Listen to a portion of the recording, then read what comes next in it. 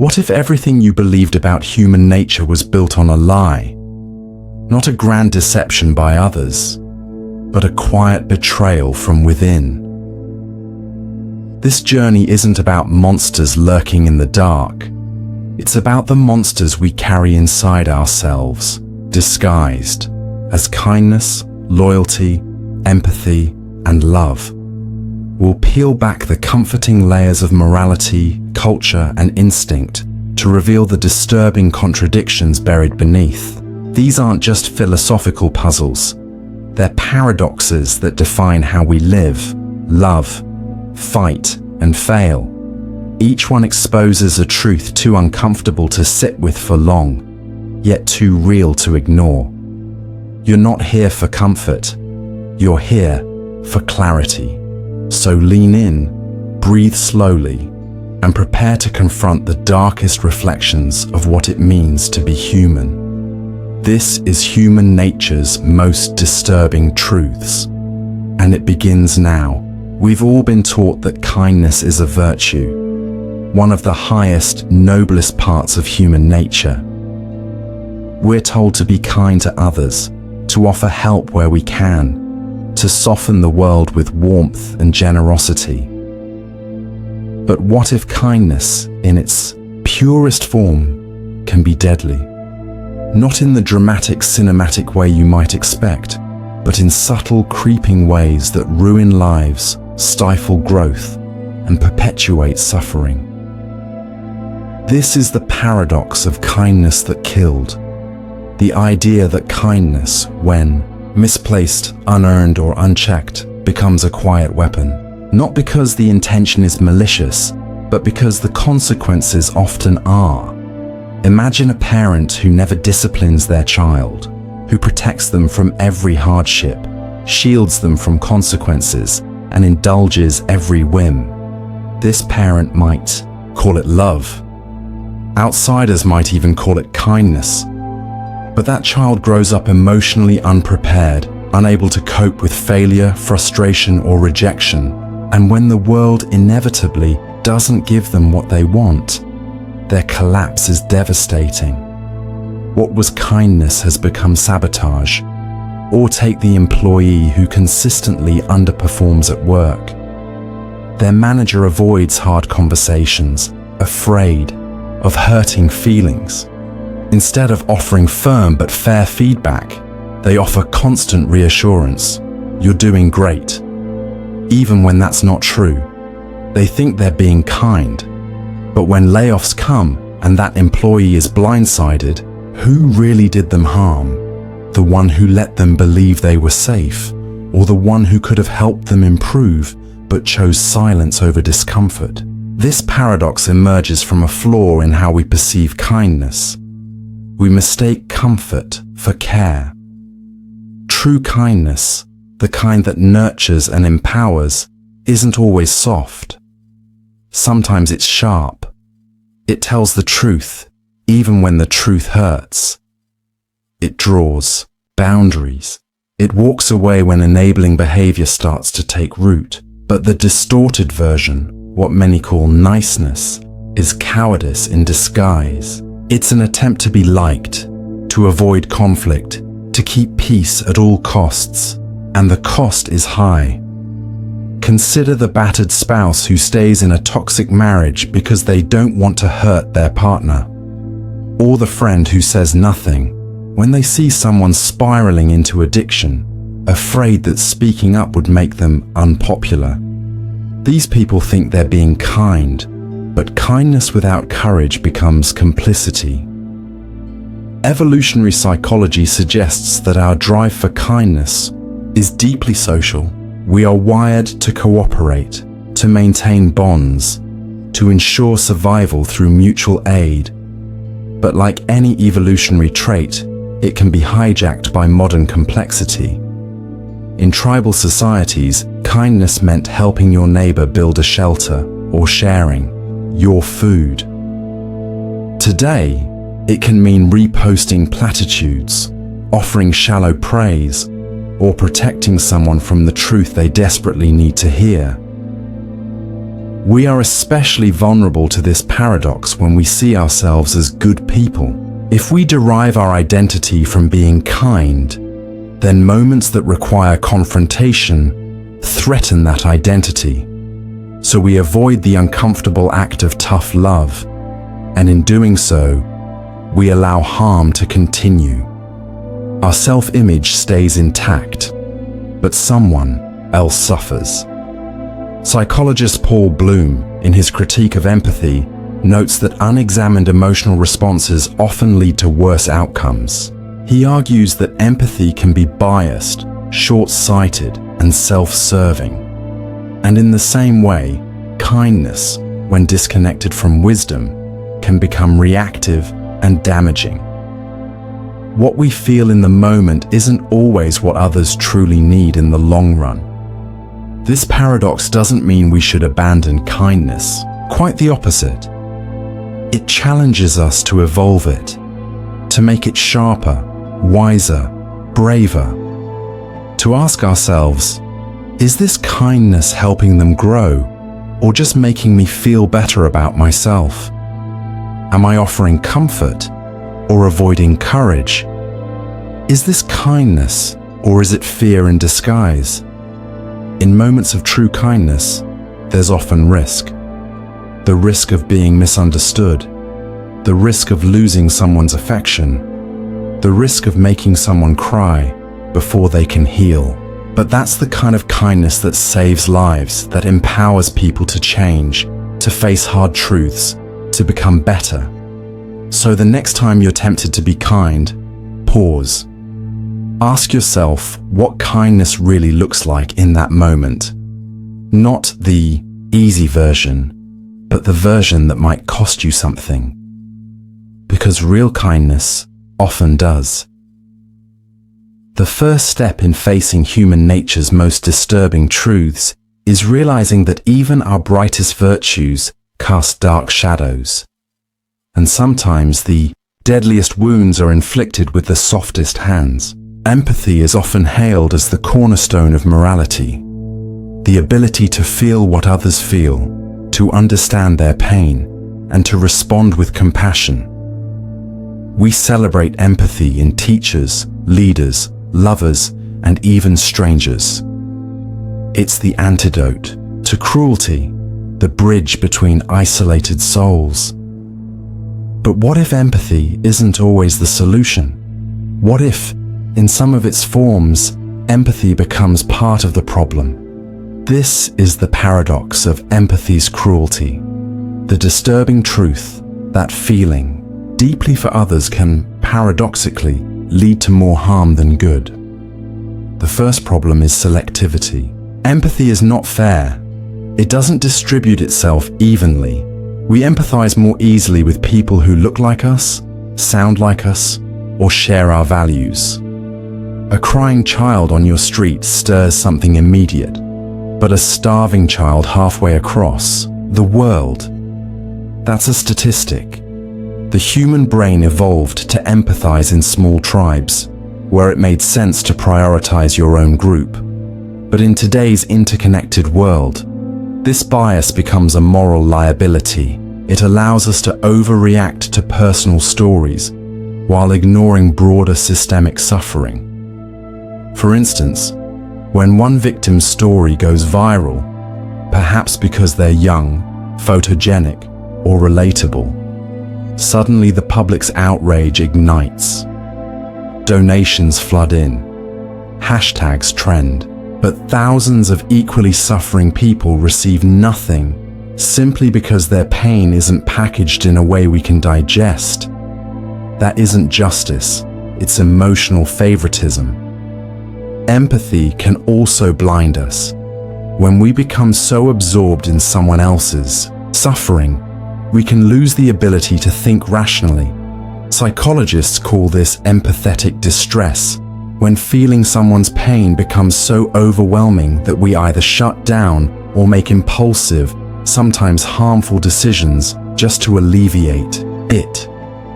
A doctor overly empathizing with a terminal patient may give false hope instead of truth. A parent over-identifying with a child's struggles might rob them of the very resilience they need to survive.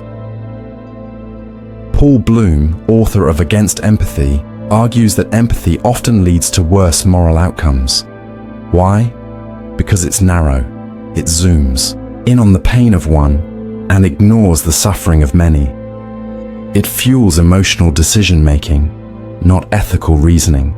In courtrooms, in politics, in war, it is empathy that can cause us to take sides, dehumanize the other, and justify cruelty in the name of compassion for our own.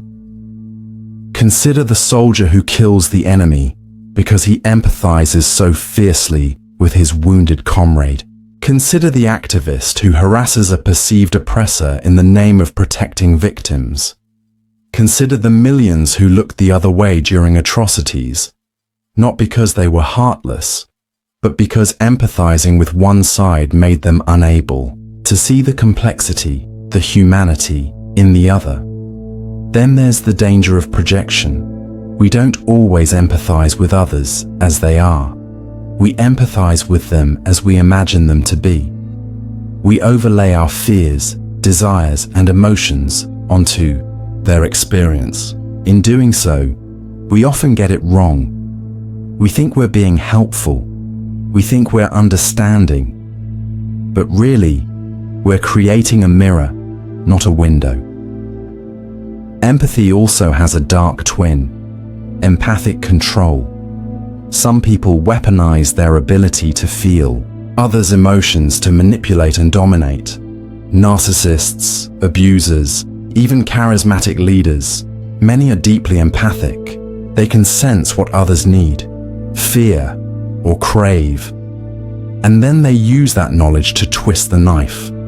They cry at the right time. They know how to sound sorry.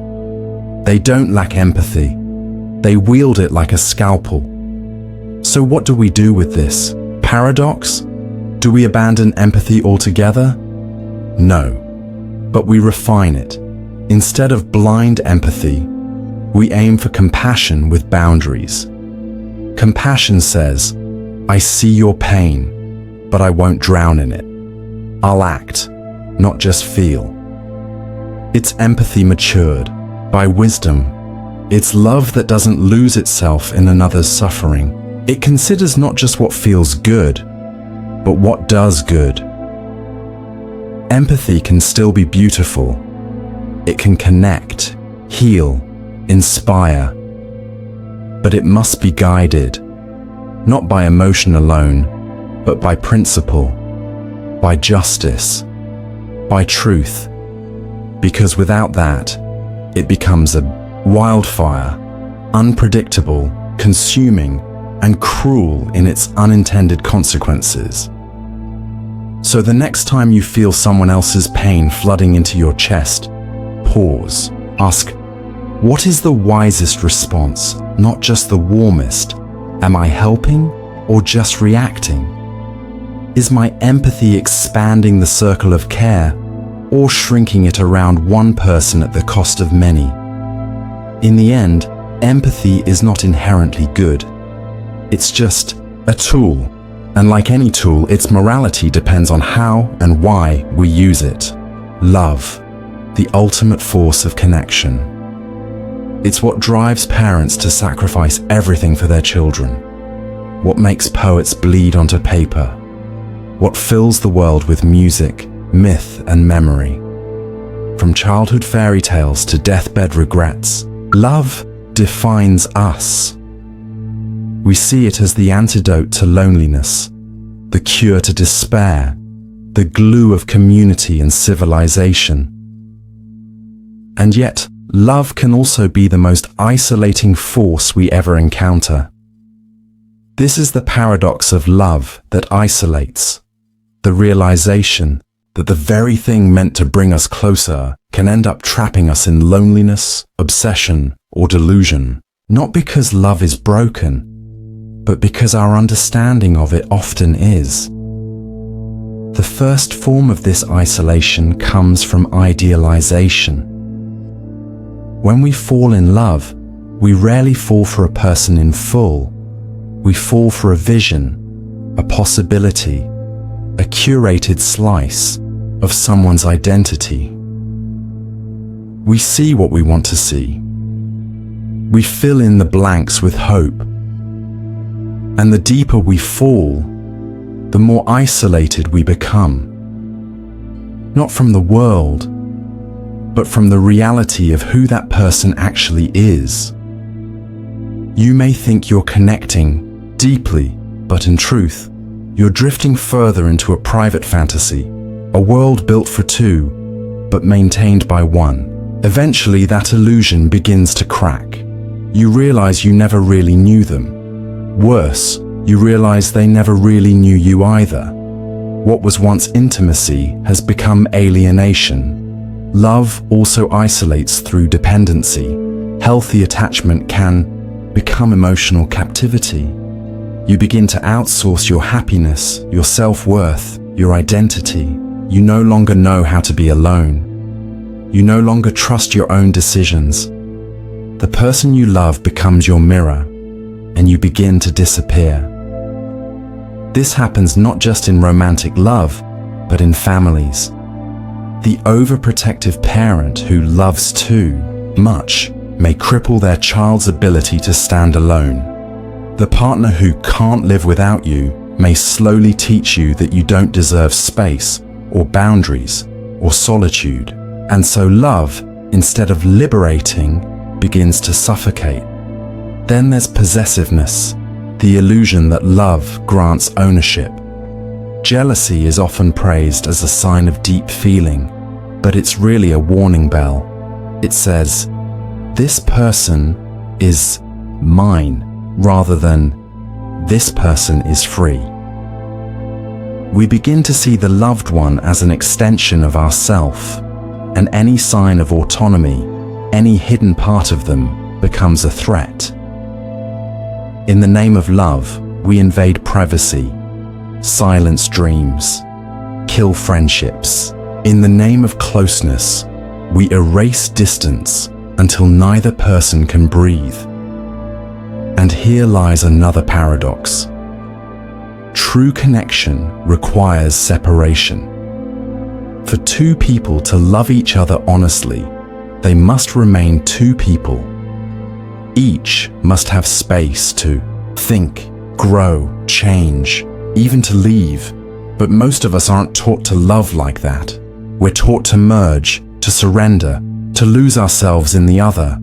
And in doing so, we abandon the only self that can truly love. There's also the social isolation that romantic love can cause. When a new relationship forms, especially one rooted in intensity, we often withdraw from others. Friends fade, hobbies wither, the world shrinks. In the honeymoon phase, this may feel intoxicating. Just you and them against the world.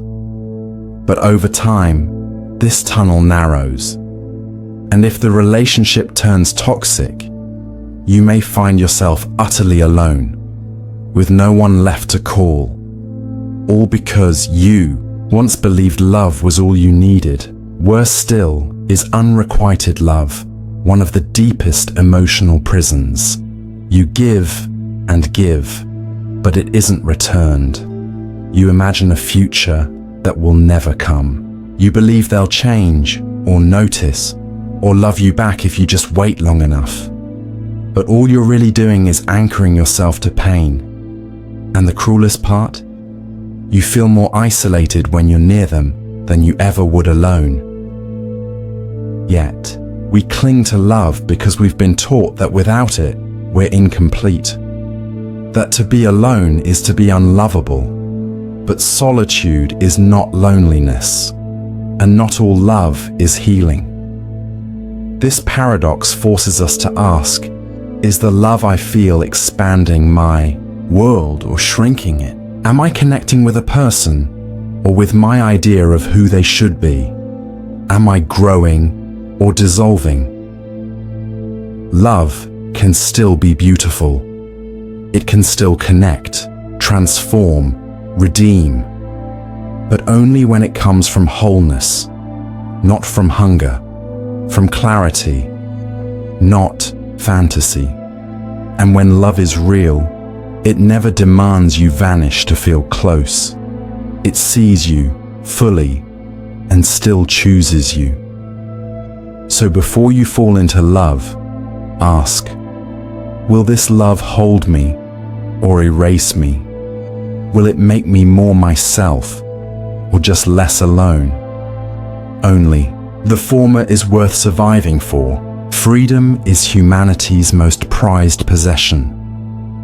Wars are fought in its name. Revolutions ignite for the promise of it.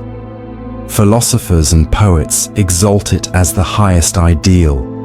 Freedom of thought, of speech, of being. We're told that to be free is to be truly alive. But behind this radiant banner lies a hidden trap. This is the paradox of freedom's prison.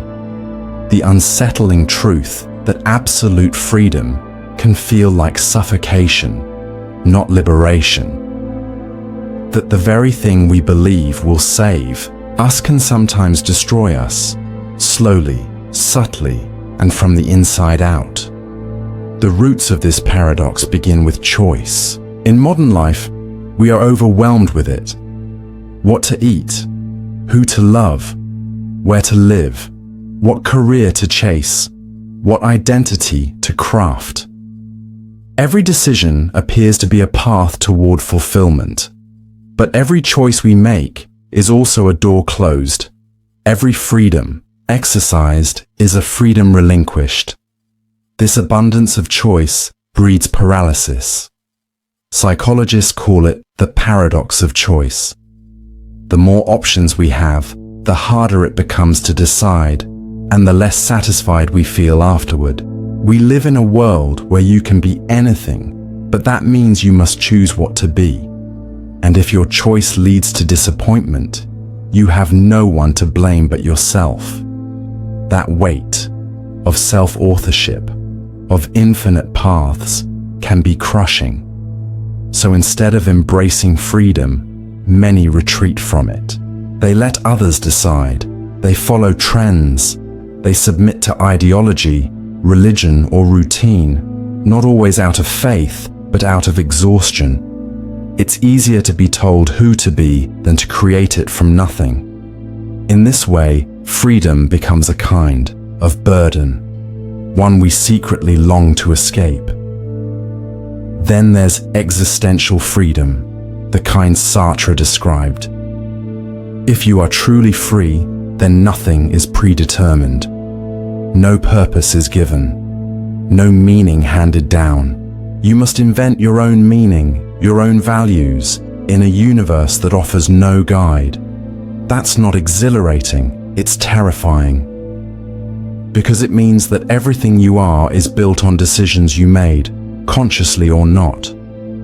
Your identity, your morality, your life path, it's all yours to shape. And if it's empty, if it fails, there is no God or fate to blame, only you.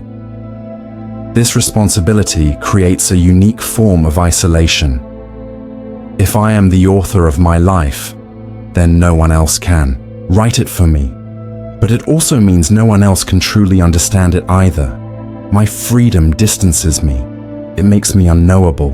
And so the more free I become, the more alone I feel. Even worse, we often internalize the myth that freedom guarantees happiness. We believe that once we're free of parents, of bosses, of obligations, we will finally be fulfilled.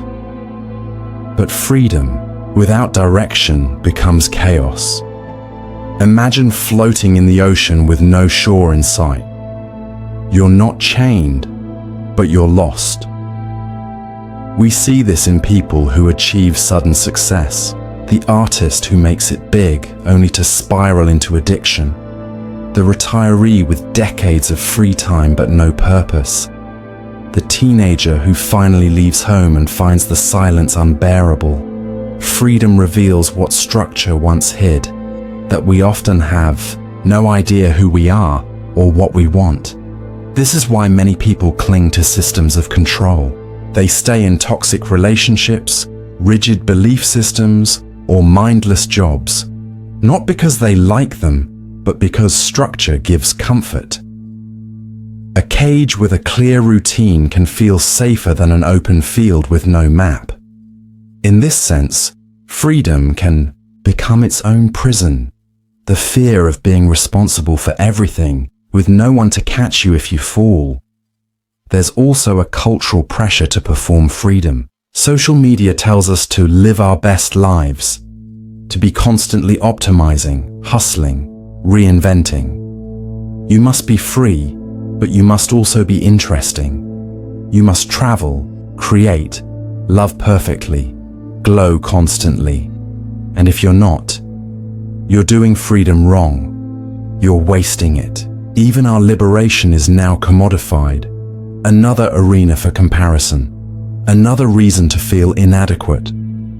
So how do we escape the prison of freedom? Not by rejecting freedom, but by understanding it more deeply.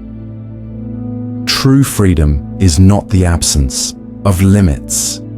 It's the ability to choose your limits wisely, to commit, not out of fear, but intention, to say, yes, I could do anything, but this is what I choose to do. That kind of freedom isn't paralyzing, it's empowering.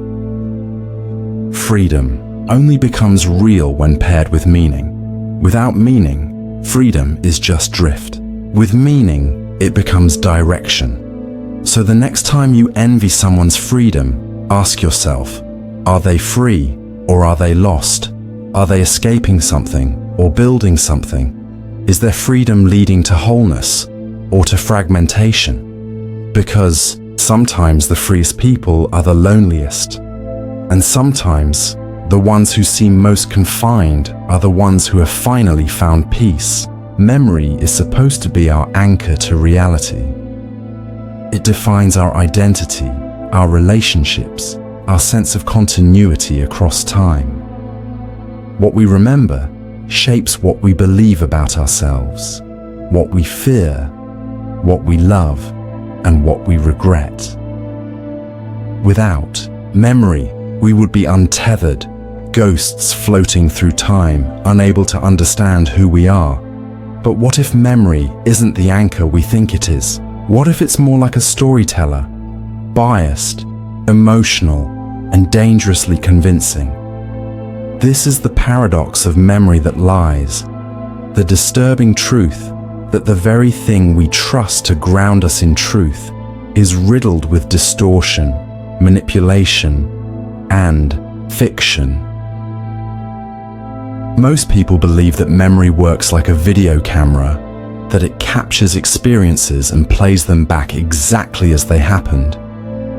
But neuroscience tells a different story. Every time you recall a memory, you're not replaying it, you're reconstructing it. Like a painter touching up a canvas, your brain fills in blanks, enhances colors, smooths over details, and sometimes adds things that were never there. And worse, the more often you recall a memory, the less accurate it becomes. We remember how something felt, not how it was. And our current emotions can rewrite our past. If you're happy today, a bad memory might seem less painful. If you're angry, a once neutral event can take on a sinister tone. Our present is constantly coloring our past, like a broken mirror, reflecting a broken self. Even our most important memories, traumas, first loves, final goodbyes, are unreliable. Eyewitness accounts, often treated as sacred in courtrooms, are famously flawed. People misremember faces, times, even entire sequences of events, and they do it with total confidence. This isn't a bug in the brain, it's a feature. Our brains are optimized not for accuracy, but for survival. A memory that protects your self-image or justifies your actions is often more useful than a true one. If a lie keeps your ego intact, your memory will likely prefer it. This leads to dangerous outcomes. People fall into patterns of self-deception, clinging to false memories that cast them as victims or heroes. Families are torn apart by differing versions of the same event. Nations construct mythologized pasts that fuel identity and war. The lies we carry in our memories don't just live in our minds, they shape the world. And then there are the planted memories, memories that never happened, but which we believe with all our hearts. In one famous psychological experiment, researchers successfully convinced participants that they had been lost in a shopping mall as a child. The event never occurred, yet the subjects described it in vivid detail, even adding emotions and imagery. It doesn't take a manipulative scientist to alter memory. Advertisers do it, politicians do it, abusers do it, even well-meaning loved ones do it. Don't you remember it like this? They ask. That's not how it happened. Repeated enough, those doubts seep in. Your certainty erodes, and eventually their story becomes yours. The scariest part, you may never know it happened. So how can you trust anything you remember? How can you build a self on a foundation so unstable? One response is denial. To insist your memory is flawless, to fight anyone who challenges it. This breeds defensiveness, delusion, and denial. Another is nihilism, to believe that if memory lies, then nothing is true and nothing matters. But there's a third path, humility, to accept that your memories are stories and like all stories, they evolve. To question them not out of paranoia, but out of curiosity. To seek multiple perspectives. To record what you can. To let go of the illusion of perfect recall. In this light, memory becomes not a fixed archive, but a living narrative. A work of fiction loosely based on a true story. That doesn't make it meaningless. It makes it human. We are, after all, not the sum of what happened to us, but the sum of what we believe happened, what we've learned from it, and how we carry those lessons forward. Memory lies, but those lies still shape us. So next time a memory floods your mind, don't just ask, what happened?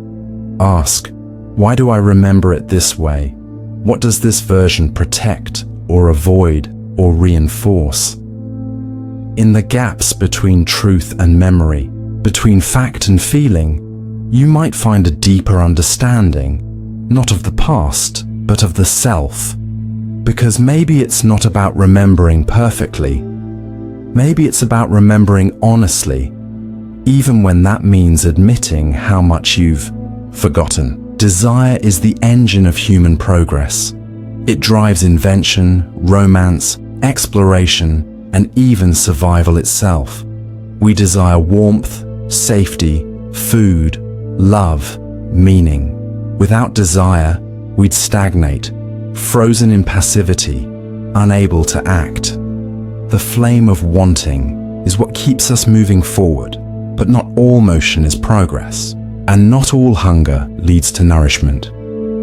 This is the paradox of desire that devours, the truth that what begins as longing for fulfillment can end as a path of endless dissatisfaction, leaving us emptier than when we began.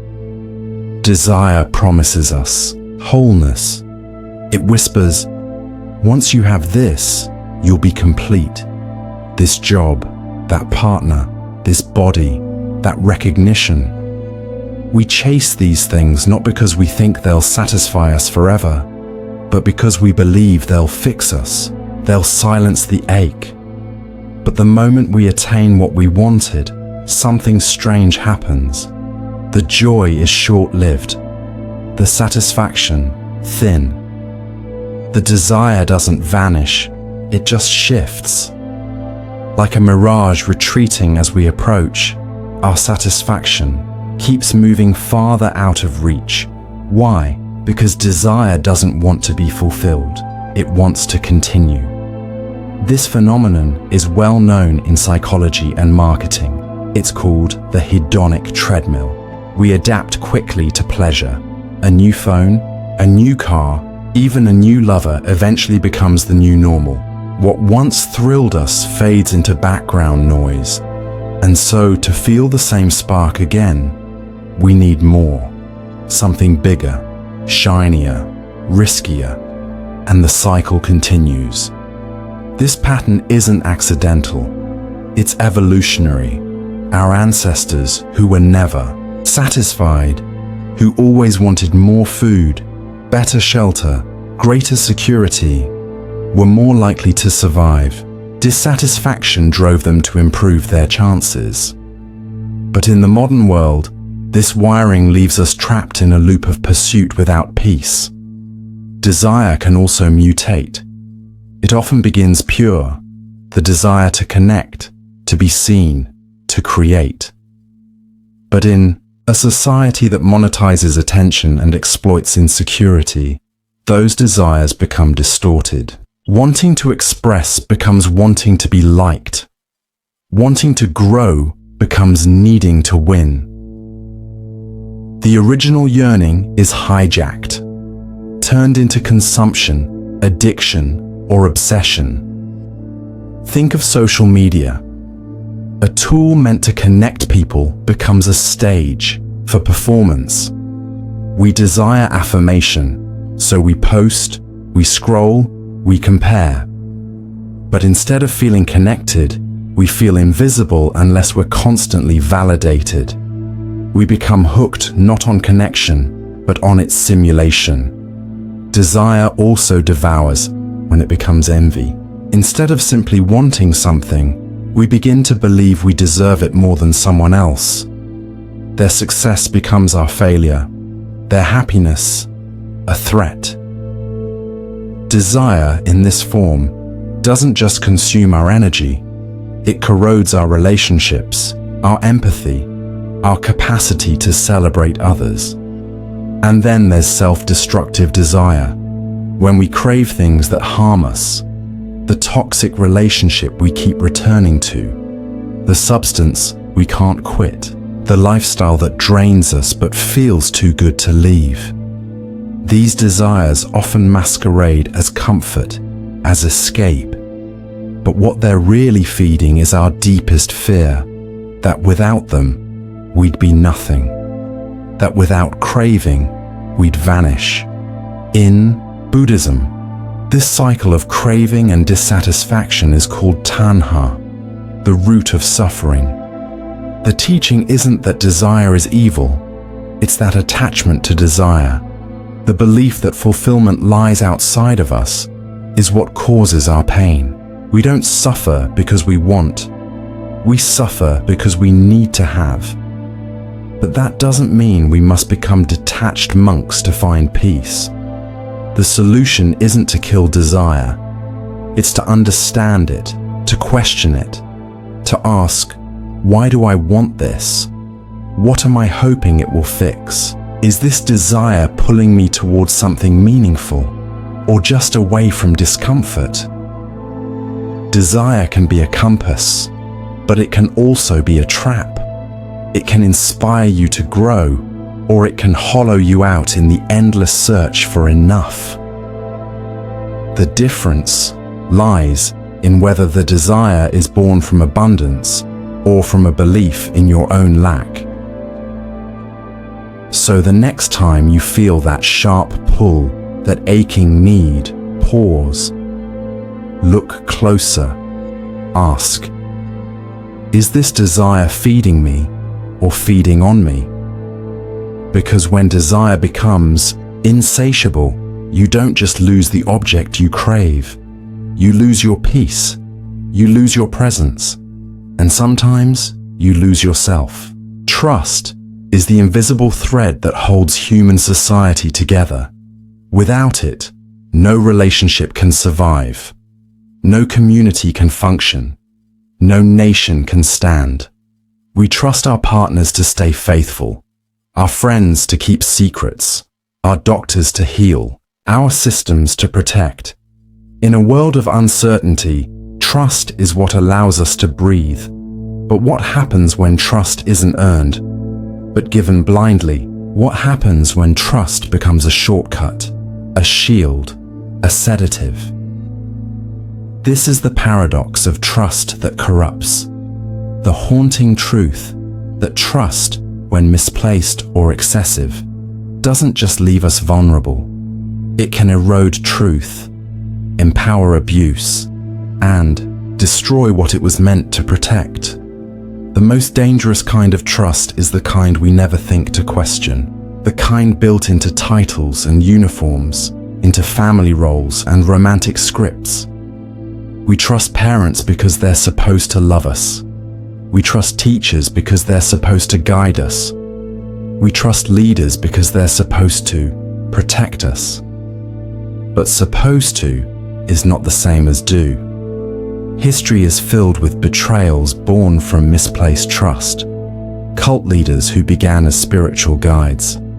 Celebrities who groomed their fans. Politicians who spoke of justice and orchestrated cruelty behind closed doors. These abuses often went unchallenged, not because people were stupid, but because they trusted. And when trust replaces scrutiny, corruption thrives.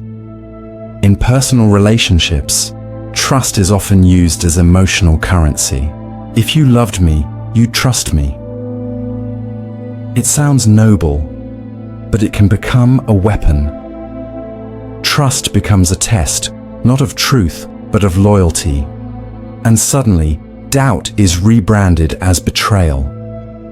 Asking questions becomes an offense.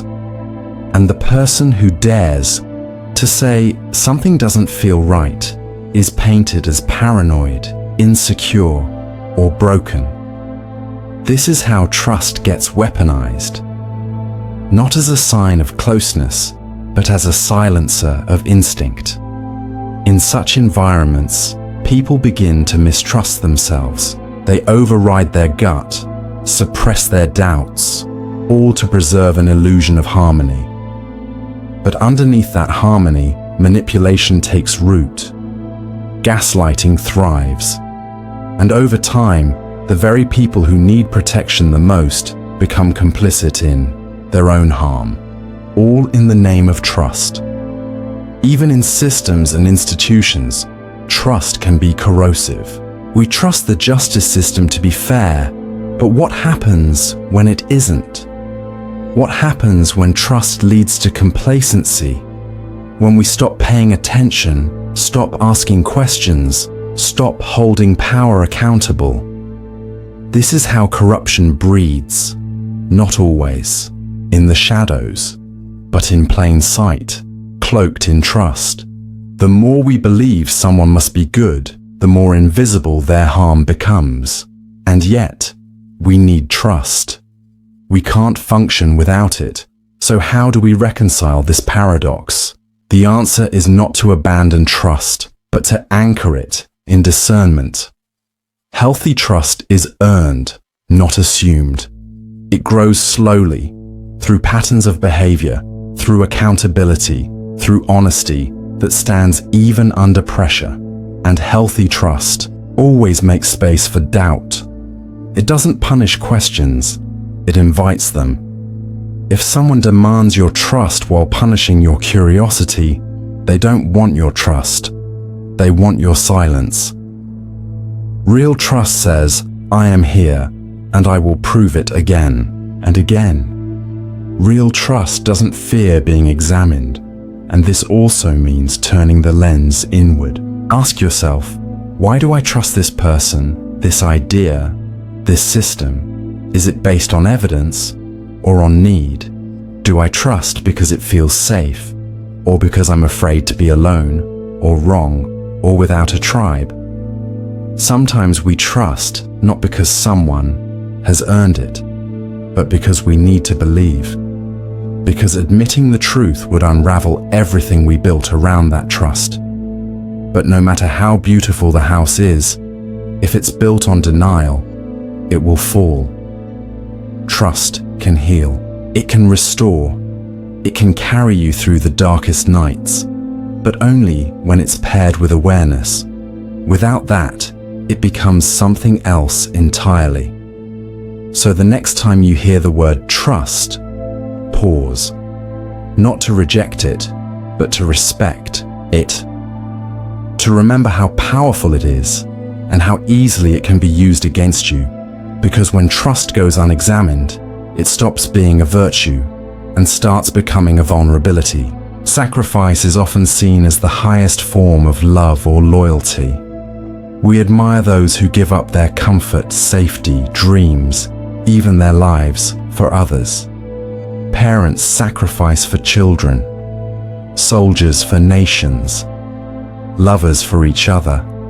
In almost every culture, sacrifice is a sacred symbol of moral nobility.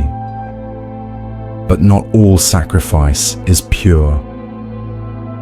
This is the paradox of sacrifice for ego. The disturbing truth that some sacrifices are not made out of love or virtue, but out of the ego's hunger to feel important, righteous, or indispensable. What looks selfless on the surface is often rooted in something far more self-centered. The ego is clever. It doesn't always seek praise through pride. It often disguises itself in martyrdom. It whispers, "Look how much I suffer for them. Look how much I give up. Look how good I am." But when sacrifice becomes a performance, it's no longer a gift. It's a transaction. The unspoken message becomes, "You owe me." Think of the parent who constantly reminds their child of all the things they gave up. "I didn't chase my dreams, so you could chase yours. I worked 2 jobs so you could go to college. Don't disappoint me." These sacrifices may have come from love, yes, but over time, they become chains. Guilt replaces gratitude, and the child's life becomes less about freedom and more about repayment. Or the partner who sacrifices their time, ambitions, or desires, and then uses that sacrifice as leverage. "After everything I've done for you, how dare you leave me? I put you first for years, and this is what I get." In this dynamic, sacrifice becomes a weapon. It stops being an act of love and turns into a control tactic. There's also a subtler form. The savior complex. Some people seek out roles where they can constantly sacrifice for others, not out of compassion, but because being needed makes them feel valuable. They overextend, overcommit, overgive. They enter into friendships, jobs, even relationships where they can rescue, fix, or save. But when their help isn't appreciated, or worse, rejected, they feel devastated. Not because the other person is suffering, but because their identity as the sacrificial hero is under threat. This form of ego sacrifice often masks deep insecurity. If your self-worth is built on being indispensable, then letting others solve their own problems feels like an attack. And so, sacrifice becomes compulsive, not loving, but needy. A constant attempt to prove, through suffering, that you deserve to exist, and society rewards this. We glorify self-abandonment. The workaholic who gives everything to the job, the mother who never takes a moment for herself, the artist who burns out for their craft. We tell ourselves it's noble, but too often, it's ego in disguise, a desperate bid to matter. But there's another side of this paradox that's even more painful. When people sacrifice their true selves to maintain the illusion of being good. The person who hides their sexuality to please their family. The woman who stays silent to keep peace in her marriage. The man who never expresses vulnerability because he's been taught its weakness. These sacrifices may win approval, but at the cost of authenticity. The ego is preserved, but the soul is starved. So what does real sacrifice look like? It's not loud. It doesn't beg for recognition. It doesn't demand loyalty in return. Real sacrifice comes from abundance, not from lack. It says, I give this because I choose to, not because I need to be seen. It doesn't keep score. It doesn't linger in guilt. And it never demands that others shrink themselves to justify your suffering. To avoid the trap of ego sacrifice, we must ask, am I sacrificing from love or from fear, from freedom or from compulsion? Am I offering this because it's right or because I want to feel right? Because when sacrifice becomes currency for control, it poisons relationships. When it becomes a mask for insecurity, it leads to burnout and resentment. And when it's used to preserve a false self, it kills the parts of us that are most alive. You are not obligated to disappear to prove your love. You are not required to bleed to be worthy. Sometimes, the bravest thing you can do is not to sacrifice yourself, but to protect yourself, to serve not your ego, but your truth, to give not because you need to be seen, but because you already see yourself clearly. Peace. The word alone carries a sacred weight. We dream of it. We pray for it. We speak of inner peace, world peace, peace of mind. It's the goal behind therapy, meditation, diplomacy, even war. Peace is presented as the final destination, the moment when the noise stops, the battle's end, and we can finally breathe. But then comes the paradox. When peace actually arrives, many of us can't bear it. This is the paradox of fear of peace. The haunting truth that after a lifetime of chaos, struggle, and survival, peace doesn't always feel like relief. It feels like loss, emptiness, a strange and disorienting silence that can feel more terrifying than the noise ever was. We live much of our lives in a state of hypervigilance. For some, it starts in childhood. Homes filled with tension, unpredictability, or trauma. The nervous system adapts by staying alert, always scanning for danger, for changes in tone, for the next explosion. Over time, this state of alertness becomes normal. Chaos becomes familiar. And when peace enters, it feels unnatural, like standing in a room where you know something's about to break, but nothing does.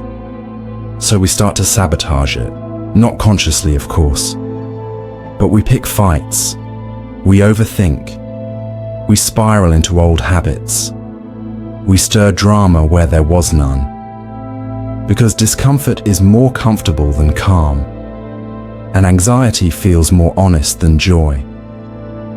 This response is deeply human. The brain is a prediction machine. It doesn't crave happiness, it craves certainty. And when peace arrives, especially after a long period of instability, the brain doesn't read it as safety. It reads it as unfamiliar, and unfamiliar equals danger. This is why survivors of abuse often enter healthy relationships and feel inexplicably anxious. Why people who escape poverty still live like everything might be taken away. Why someone who finally achieves stability finds themselves yearning for the rush of dysfunction. Peace, in these moments, doesn't feel like home. It feels like exile. Even culturally, We fear peace. We romanticize the struggle, the tortured artist, the workaholic entrepreneur, the stoic soldier. Peace is associated with softness, laziness, stagnation. We're told, no pain, no gain, as if effort must always hurt, as if rest is something to be earned through suffering. In this context, peace becomes a threat to identity. Who am I if I'm not chasing, fixing, proving, surviving? What happens to my worth when I stop running? If I've spent years defining myself through resilience, what do I become in stillness? And here lies the most devastating twist. Some people fear peace because they believe they don't deserve it. If you carry shame, deep, buried, unspoken, you might believe that suffering is your natural state, that peace is for others, that happiness is borrowed time. So when life becomes calm, the internal guilt mechanism activates. This is too good. It can't last. I don't deserve this. And so, you return to the chaos that fits your self-image. You recreate the very conditions you once fled from, not because you want them, but because you recognize them. But peace is not the absence of movement. It is not a void. True peace is presence. It's the ability to sit with yourself, not in distraction, but in truth. It's not always calm or easy. Sometimes peace feels like grief.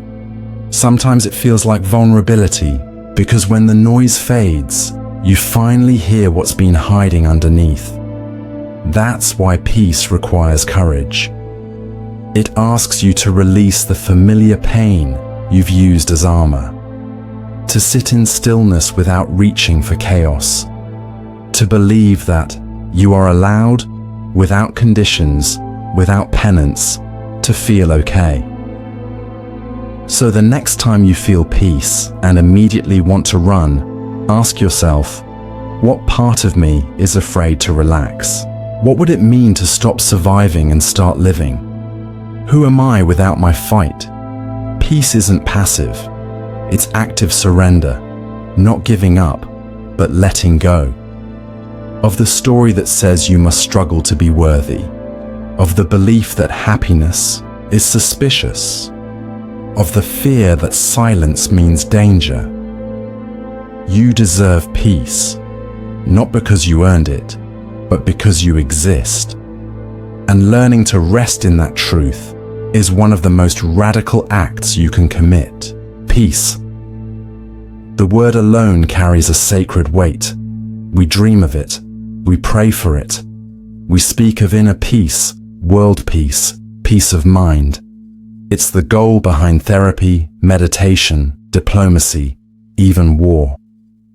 Peace is presented as the final destination, the moment when the noise stops, the battles end, and we can finally breathe. But then comes the paradox. When peace actually arrives, many of us can't bear it. This is the paradox of fear of peace, the haunting truth that after a lifetime of chaos, struggle, and survival, peace doesn't always feel like relief. It feels like loss, emptiness, a strange and disorienting silence that can feel more terrifying than the noise ever was. We live much of our lives in a state of hypervigilance. For some, it starts in childhood, homes filled with tension, unpredictability, or trauma. The nervous system adapts by staying alert, always scanning for danger, for changes in tone, for the next explosion. Over time, this state of alertness becomes normal. Chaos becomes familiar. And when peace enters, it feels unnatural, like standing in a room where you know something's about to break, but nothing does. So we start to sabotage it. Not consciously, of course, but we pick fights, we overthink, we spiral into old habits, we stir drama where there was none, because discomfort is more comfortable than calm, and anxiety feels more honest than joy. This response is deeply human. The brain is a prediction machine. It doesn't crave happiness, it craves certainty. And when peace arrives, especially after a long period of instability, the brain doesn't read it as safety. It reads it as unfamiliar, and unfamiliar equals danger. This is why survivors of abuse often enter healthy relationships and feel inexplicably anxious. Why people who escape poverty still live like everything might be taken away.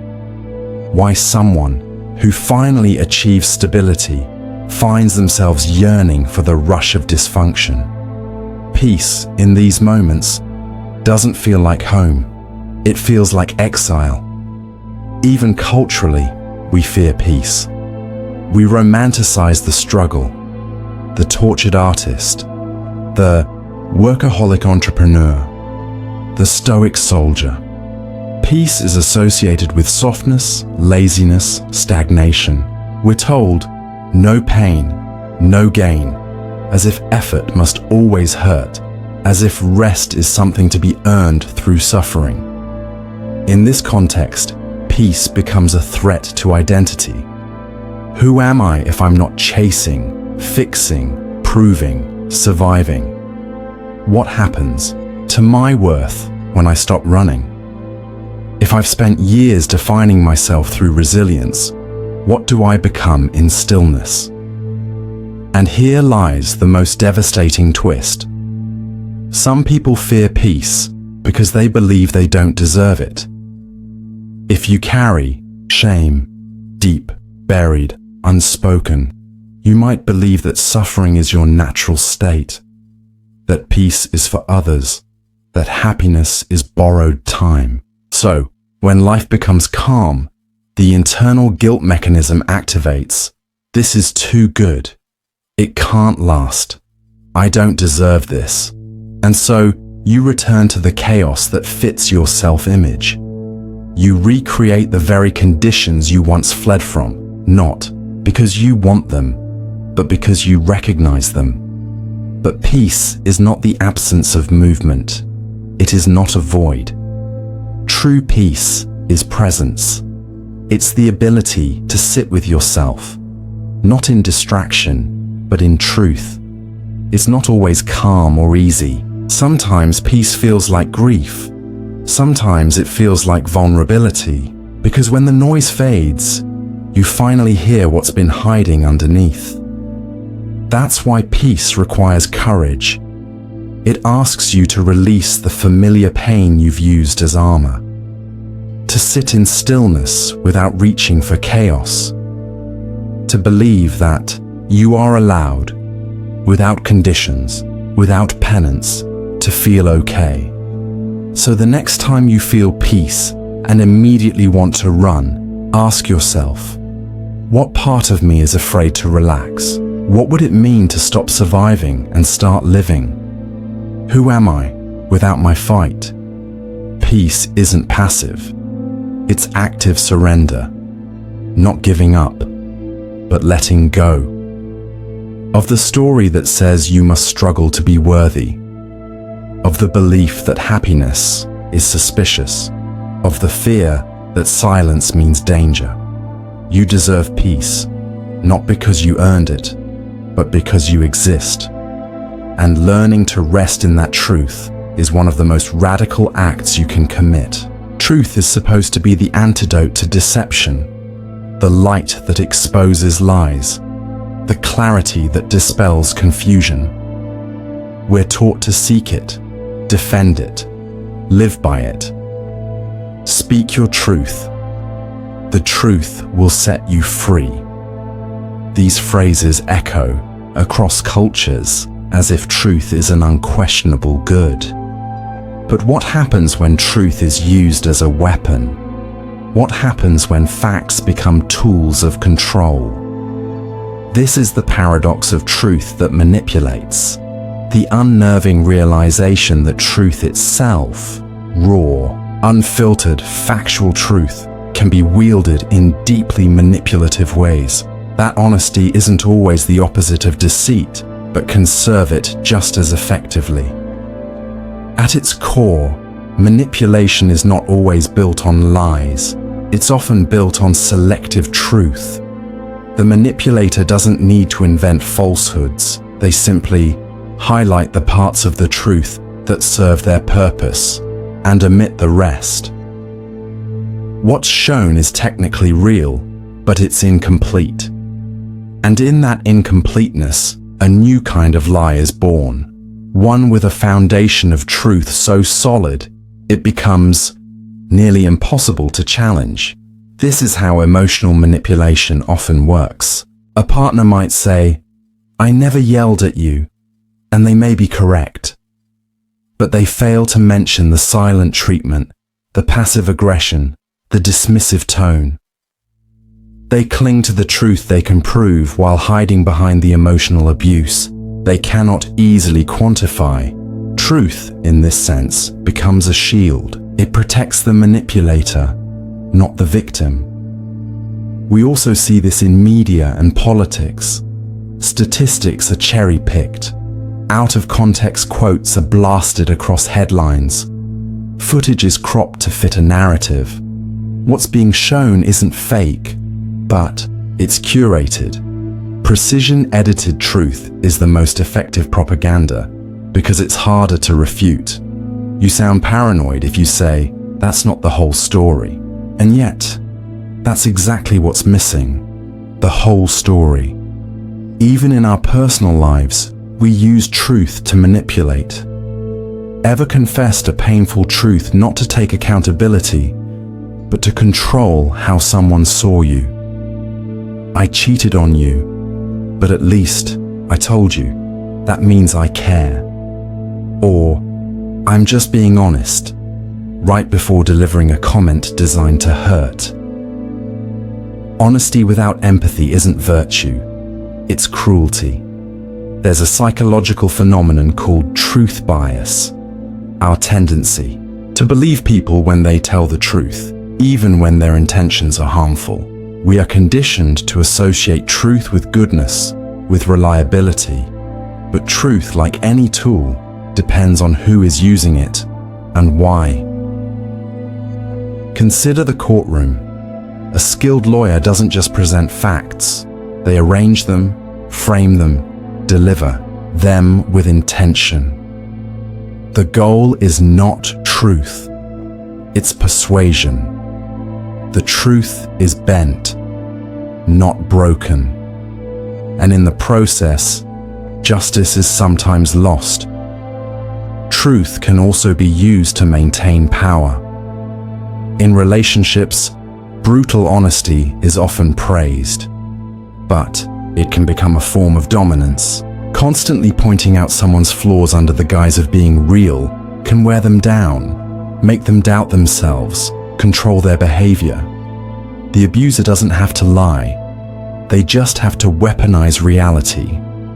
This creates a strange dynamic. We begin to fear the truth, not because it's false, but because of how it's used against us. We flinch when someone says, "Can I be honest with you?" Because we know that what follows may not be truth for our benefit, but for theirs. So what do? We don't abandon truth, but we contextualize it.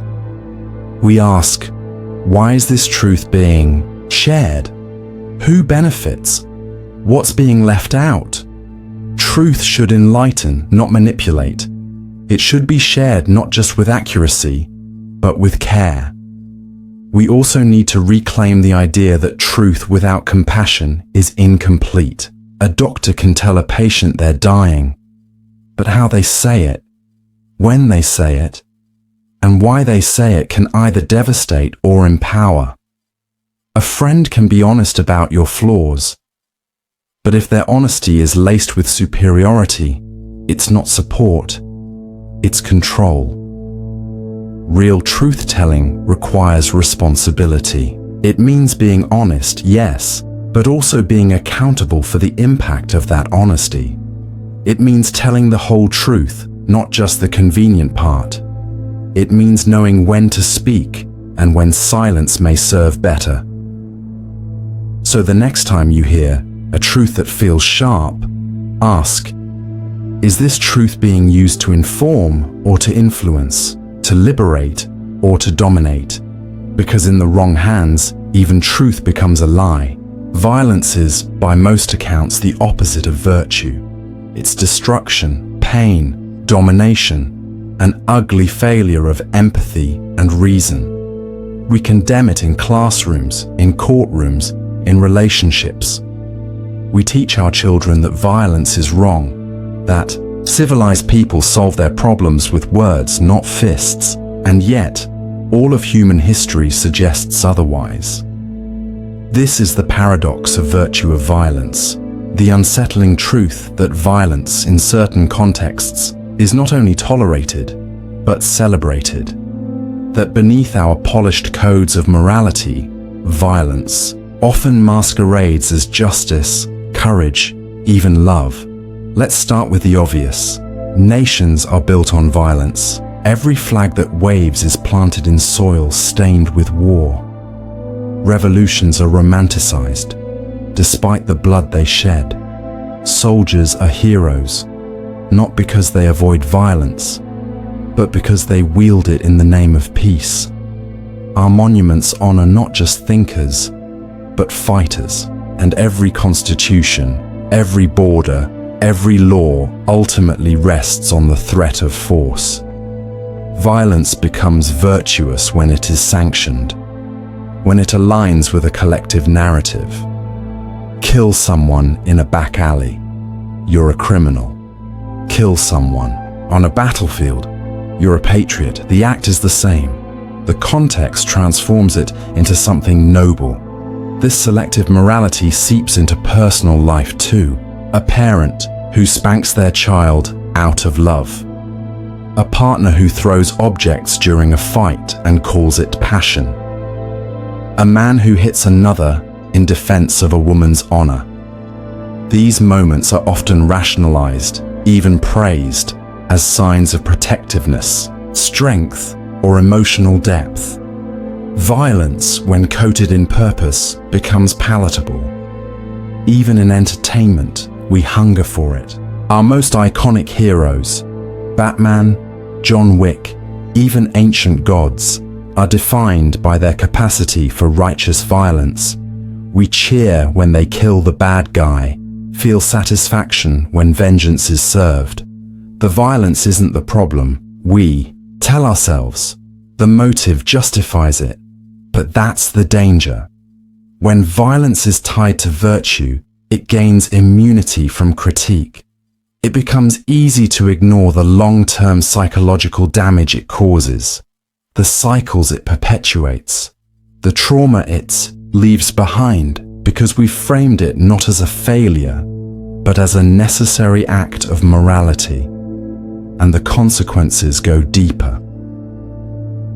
When we glorify noble violence, we create a world where force becomes proof of seriousness.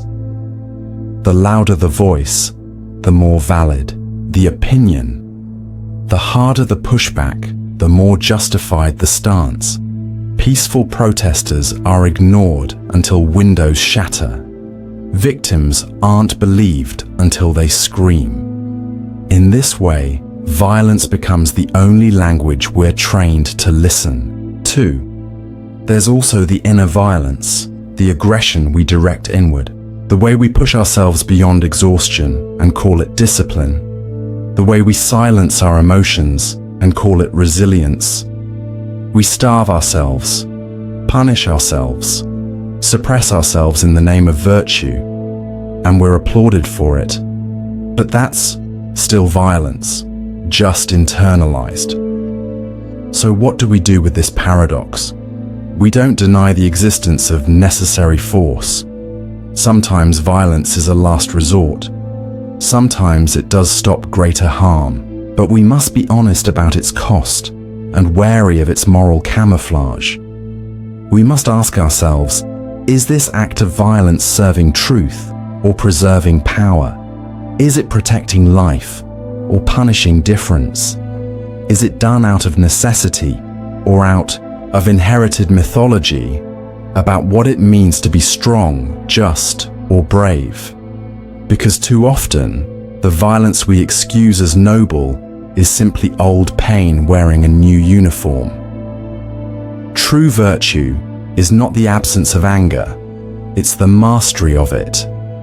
True courage is not the willingness to strike, but the strength to stand firm without striking. True justice does not demand blood, it demands transformation.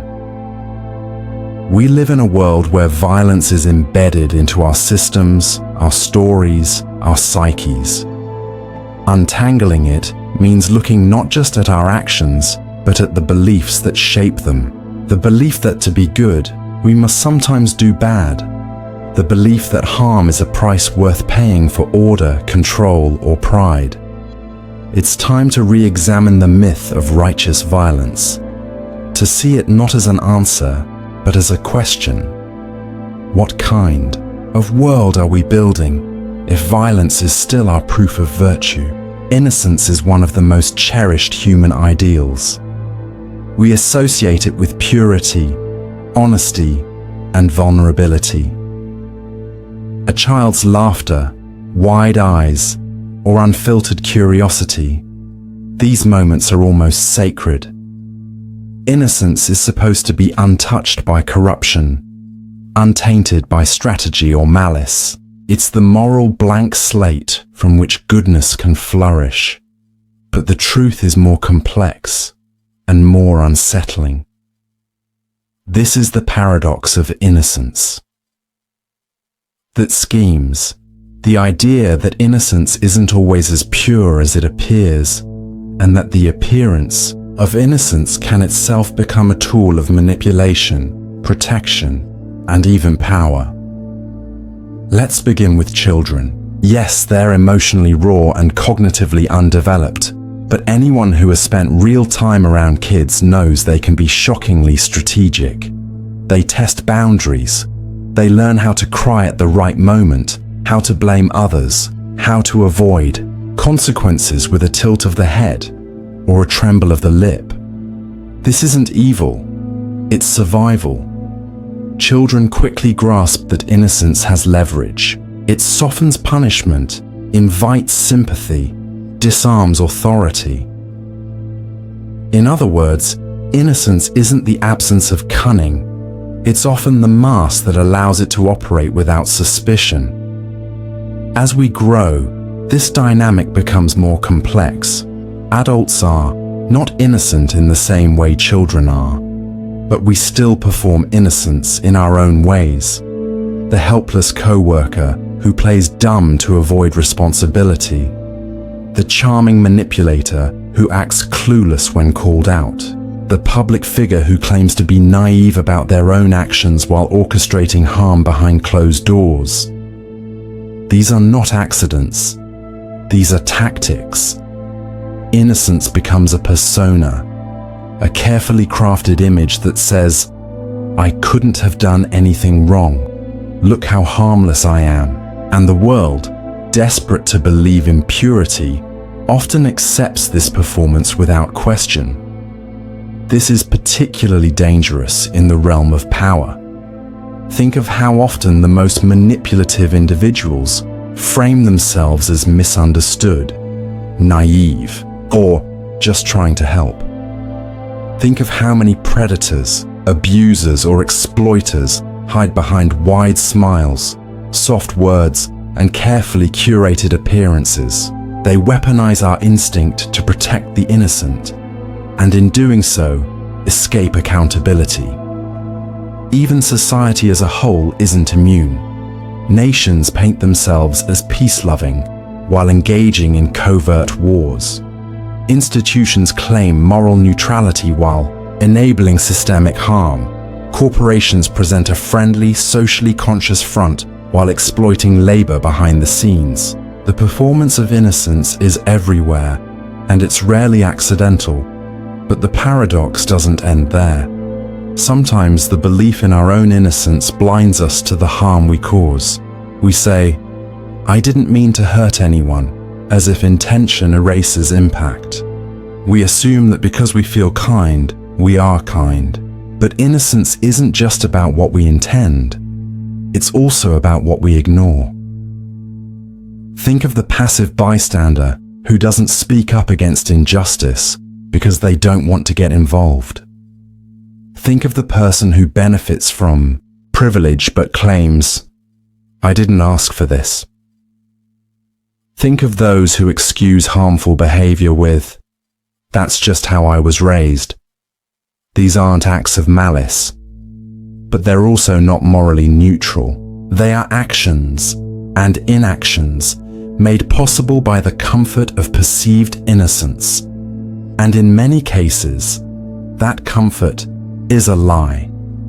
Innocence in this form becomes a kind of moral laziness. It allows people to opt out of accountability, to remain blind to their role in a system of harm, to refuse growth because they believe they're already good. So how do we escape this trap? By redefining what innocence actually means. Not as the absence of guilt, but as a willingness to learn. Not as blindness to one's flaws, but as the courage to confront them. True innocence is not pretending to be pure. It's being honest about your imperfection. We must also learn to separate appearance from reality. A soft voice doesn't mean good intentions. A gentle face doesn't guarantee kindness. And someone who seems harmless can still cause tremendous damage. This means cultivating discernment, not cynicism, but clarity. The ability to look past charm and sentimentality and ask, what's really happening here? Who benefits from this image? What's being hidden beneath this innocence? Because sometimes the most dangerous schemes are the ones that arrive wrapped in purity. And the most powerful manipulation is not the lie you're told, but the truth you're too charmed to question. Strength is one of the most universally admired qualities in human nature. We associate it with resilience, power, dominance, and control.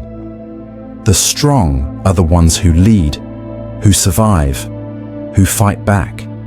We're taught to strive for it, to admire it, to never let others see us weak.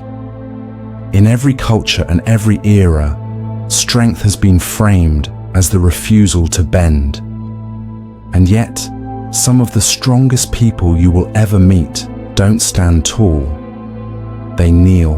They don't roar. They whisper. They don't resist. They surrender. This is the paradox of strength that submits, the profound, often misunderstood truth that real strength is not always about force. It is just as often about restraint, humility, and the ability to choose submission, not out of fear, but out of freedom. We often mistake submission for weakness. We think of it as defeat, as passivity, as giving in.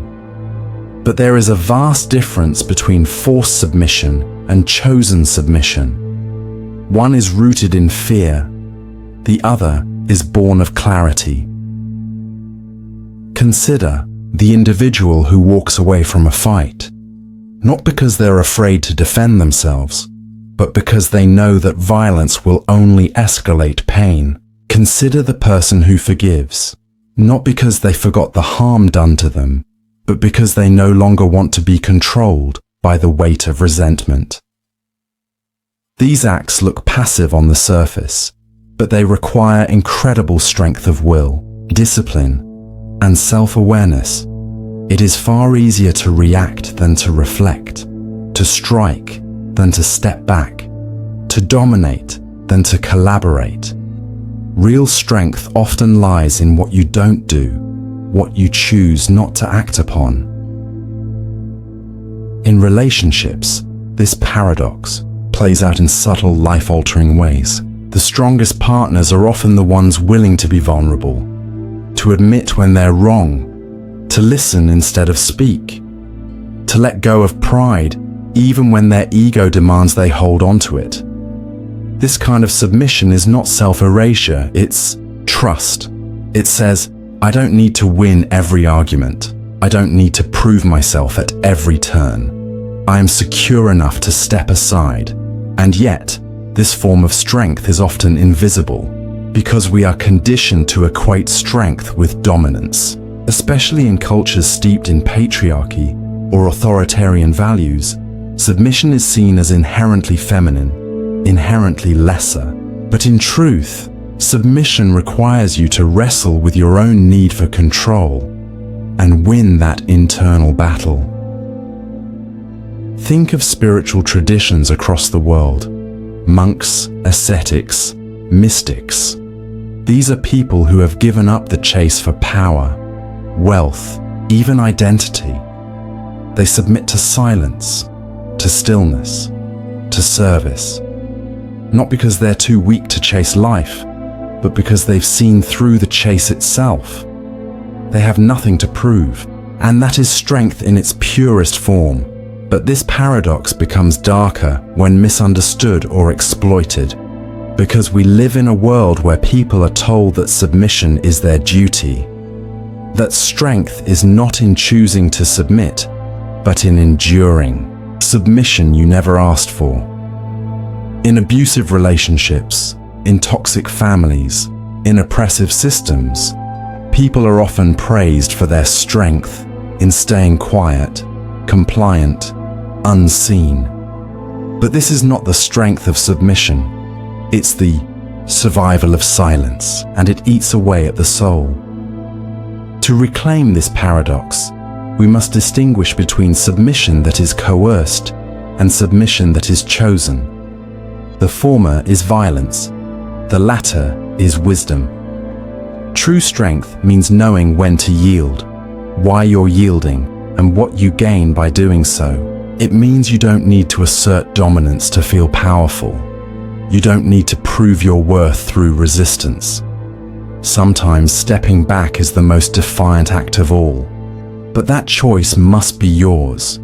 It must come from a place of agency, not from fear of conflict, not from guilt, and not from indoctrination. So ask yourself, when I submit, am I doing it because I feel free or because I feel afraid? Am I bending with intention or breaking under pressure? Because when submission is a choice, it becomes an act of liberation. It says, I know who I am. I don't need to conquer to be strong. I don't need to control to be safe. I can surrender and still be whole. And that kind of strength, it doesn't shout, it doesn't shine, but it endures. Human intellect is one of our most prized abilities. It's the engine behind every civilization, every invention, every work of art and act of innovation. Intelligence is what separates us, so we believe, from animals. It's what grants us dominion over the world, the ability to reflect, to predict, to reason. We worship the mind. We build institutions to cultivate it. We chase higher IQs, deeper insight, sharper logic. And yet, some of the most intelligent people make the most catastrophic decisions. Some of the worst atrocities in history were engineered not by fools, but by geniuses. Entire ideologies, wars, and genocides were built not in ignorance, but in cold, intellectual precision. This is the paradox of intellect that deceives. The unnerving truth that the smarter we become, the better we become at fooling ourselves. We assume that intelligence naturally leads to truth, but intelligence doesn't crave truth. It craves coherence. It wants things to make sense. It wants narratives that connect, that justify, that explain. And when faced with a painful or contradictory reality, the mind doesn't always seek to uncover it. It often seeks to rationalize it away. In this way, intellect can be a brilliant storyteller and a master liar. We see this in confirmation bias, a cognitive distortion where we seek out evidence that supports what we already believe and ignore evidence that contradicts it. The smarter the individual, the more articulate their justifications. They can construct entire philosophical frameworks to defend harmful ideas, cloaking prejudice in logic or reason. They aren't wrong because they don't understand. They're wrong because they understand too well how to manipulate arguments. This is why high intelligence does not immunize someone from conspiracy theories, extremism, or delusion. In fact, it can make them more susceptible. Because once the intellect decides on a premise, whether political, spiritual, or personal, it has all the tools necessary to build a fortress of rationalizations around it. Even in our private lives, our intellect deceives us in subtle ways. Think about how often we explain away our feelings. You're heartbroken, but you tell yourself it's just hormones. You're angry, but you convince yourself you're being rational. You twist logic into a shape that justifies avoidance, blame, resentment, pride. The more intelligent we are, the easier it becomes to stay trapped in toxic cycles, because we always have a reason. A smart person rarely admits, "I don't know why I did that." Instead, they create elaborate justifications. The intellect isn't a truth finder, it's a defense mechanism. Philosophers have long warned us about this. Blaise Pascal noted that the heart has its reasons, which reason does not know. Nietzsche mocked the idea that rationality alone could lead us to meaning. He saw how intellect could be used to dominate, to humiliate, to escape the responsibility of living with emotion and uncertainty. And yet we still believe that intelligence is virtue. We think the smartest person in the room must also be the wisest. But wisdom and intelligence are not the same. Intelligence is the ability to solve problems. Wisdom is the ability to ask whether those problems should be solved in the first place. Intelligence is speed and precision. Wisdom is patience and perspective. A smart person might invent nuclear fission. A wise person might ask if the world is ready for it. This gap between intellect and wisdom is one of the most dangerous divides in human behavior. Because when we mistake cleverness for truth, we give power to those who can manipulate language, data, and logic, regardless of their ethics. Even more insidious is how we use intellect to avoid vulnerability. We analyze instead of feel. We theorize instead of act. We become spectators to our own lives, constructing mental models of pain rather than experiencing it. Intellect becomes a wall, a shield, a fortress, and behind it, we grow more isolated, more anxious, more disconnected from what actually matters. So what's the solution? Should we distrust our minds? No, but we must watch them. We must see our own intellect not as a flawless guide, but as a deeply motivated tool. It serves our ego, it serves our survival, and unless we learn to question the conclusions it offers, especially the ones that feel most elegant, most airtight, we become its prisoner. Ask yourself, is my intellect seeking truth, or just comfort? Is this argument helping me grow, or helping me avoid pain? Am I thinking clearly, or just thinking cleverly? And most importantly, can I hold a thought without turning it into an identity?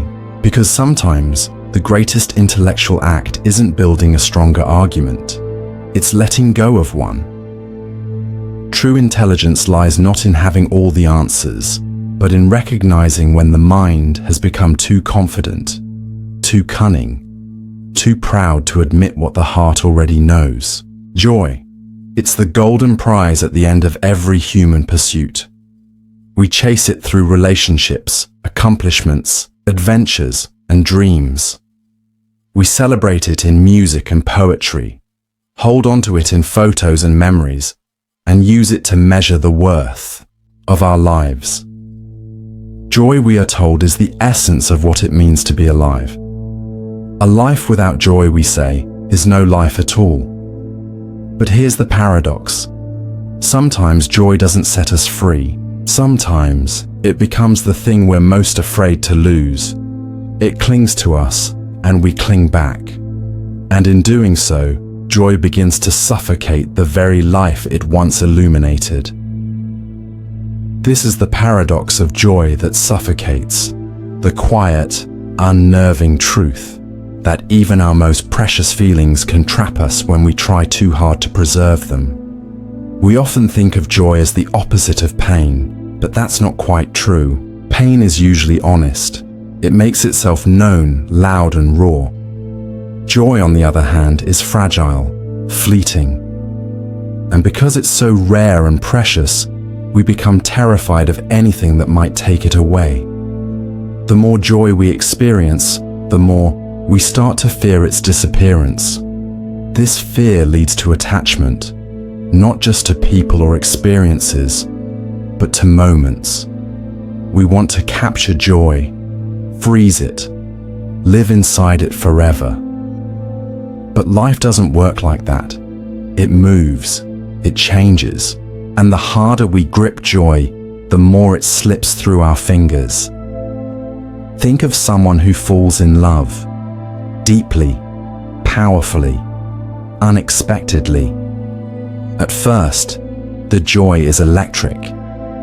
Everything feels heightened, meaningful, alive. But as time passes, that joy can turn into anxiety. What if they leave? What if this fades? What if I lose what I found? That joy, once liberating, becomes a cage. Every moment must be perfect. Every conversation must reaffirm love. And suddenly, the relationship suffocates under the weight of the joy it was meant to celebrate. Or consider the artist who experiences a creative breakthrough. The piece that finally gets recognition. The book that becomes a bestseller. The musician whose song goes viral. That moment of success, pure joy, can quickly become a burden. How do I top this? What if I never feel this again? What if this was the peak? The joy of arrival becomes the fear of decline, and creativity dies, not because the artist runs out of ideas, but because they are paralyzed by their need to replicate joy. This paradox also appears in parenting. The overwhelming joy of holding a newborn child, of watching them grow, learn, and laugh, can create an almost unbearable fear. A fear that something will go wrong, that the world is too dangerous, that joy this pure must be fragile, and so parents overprotect, overcontrol, smother with love, not realizing that in trying to protect their joy, they are slowly strangling it. Even in spiritual practice, joy can become a trap, a moment of bliss in meditation, a profound insight. During prayer, an overwhelming connection to something greater than oneself. These moments can awaken a desperate craving. How do I feel this again? How do I live here forever? But the more we chase spiritual joy, the less we find it. Because joy is not a destination, it's a moment. And the need to possess it transforms it into something else. Obsession at its heart. This paradox is about our relationship with impermanence. We live in a world where everything ends, people leave, moments pass, feelings change, and yet we're told to chase happiness as if it's something that can be permanently acquired. We try to build a life of unbroken joy, but life, by its very nature, is broken. And that's not a flaw. It's the very condition that makes joy possible in the first place. So how do we hold joy without suffocating it? By letting go of ownership, by seeing joy not as a possession, but as a visitor. A guest who arrives unannounced, stays as long as it likes, and leaves without warning. Our job is not to trap joy, but to host it, gratefully, respectfully, and without demand. We must also learn to sit with the end of joy, to mourn its passing without panicking, to recognize that just because joy leaves doesn't mean it was fake or that it won't return. It means we were alive, and we're still alive. Lastly, we must understand that real joy is not always ecstatic. Sometimes it's quiet. Sometimes it's bittersweet. Sometimes it walks hand in hand with grief or boredom or pain. The most enduring form of joy isn't the high, it's the peace that comes from knowing we can feel deeply and survive. So ask yourself, am I loving this moment or trying to own it? Am I honoring my joy or trying to hoard it? What am I afraid will happen when this happiness fades? Because the truth is, it will fade. All joy does. But if we let it go freely, without clinging, it will return to us more freely too. Loyalty is seen as one of the highest virtues. It's the glue of lasting relationships, the foundation of strong families, the core of honorable leadership. A loyal friend is considered rare and priceless. A loyal partner, a treasure. Loyalty means sticking around when things get tough, defending someone when they can't defend themselves, standing by people no matter what. But like many of humanity's proudest ideals, loyalty carries a shadow. Because loyalty, when misdirected or blindly applied, doesn't just fail to protect, it actively causes harm. This is the paradox of loyalty that betrays, the painful truth that our deepest commitments can sometimes lead us to betray our own values, our own needs, or even the very people we're trying to protect. At its core, loyalty is about attachment over time. It's a bond that grows through shared experience, trust, and consistency. But what happens when that consistency is tied to someone or something that begins to change? Or worse, begins to harm? Consider the person who stays in a relationship long after love has rotted into resentment, simply because they made a commitment. They sacrificed their mental health, their dignity, even their safety, because leaving would feel disloyal. They confuse endurance with integrity. But loyalty in that form isn't noble. It's self-erasure. Or think of the child who grows up in a toxic family where silence is rewarded and speaking out is punished. That child learns to stay loyal to dysfunction, to protect the family's image over their own truth. And even in adulthood, they may struggle to set boundaries or name the abuse, because loyalty feels like a debt they still haven't paid off. On a larger scale, entire societies are shaped by loyalty-based betrayals. Soldiers follow immoral orders out of loyalty to commanders. Citizens ignore corruption out of loyalty to political parties. Employees cover up wrongdoing out of loyalty to a company. In all these cases, loyalty becomes a justification for complicity. Why do we allow this? Because loyalty gives us identity. It tells us who we are, where we belong. To question that loyalty feels like questioning ourselves. It creates an internal war. If I turn away, am I a traitor? Am I disloyal? Am I weak? This fear traps people. They'd rather betray their values than break the narrative of loyalty they've clung to their whole lives. And in doing so, they slowly abandon themselves. But betrayal doesn't always look like a grand act. Sometimes it's small, silent, gradual. The friend who keeps forgiving behavior that chips away at their self-respect. The employee who stays quiet while others are mistreated. The adult child who keeps the peace at family dinners while their younger sibling suffers in silence. They tell themselves they're being loyal, but what they're really doing is choosing comfort over courage. And yet, this isn't always malicious. Loyalty has been wired into us for evolutionary reasons. In early human history, survival depended on group cohesion. A tribe divided was a tribe destroyed. So the brain developed mechanisms to punish disloyalty with shame, guilt, and fear of exclusion. Breaking from the group felt like death. That wiring hasn't gone away.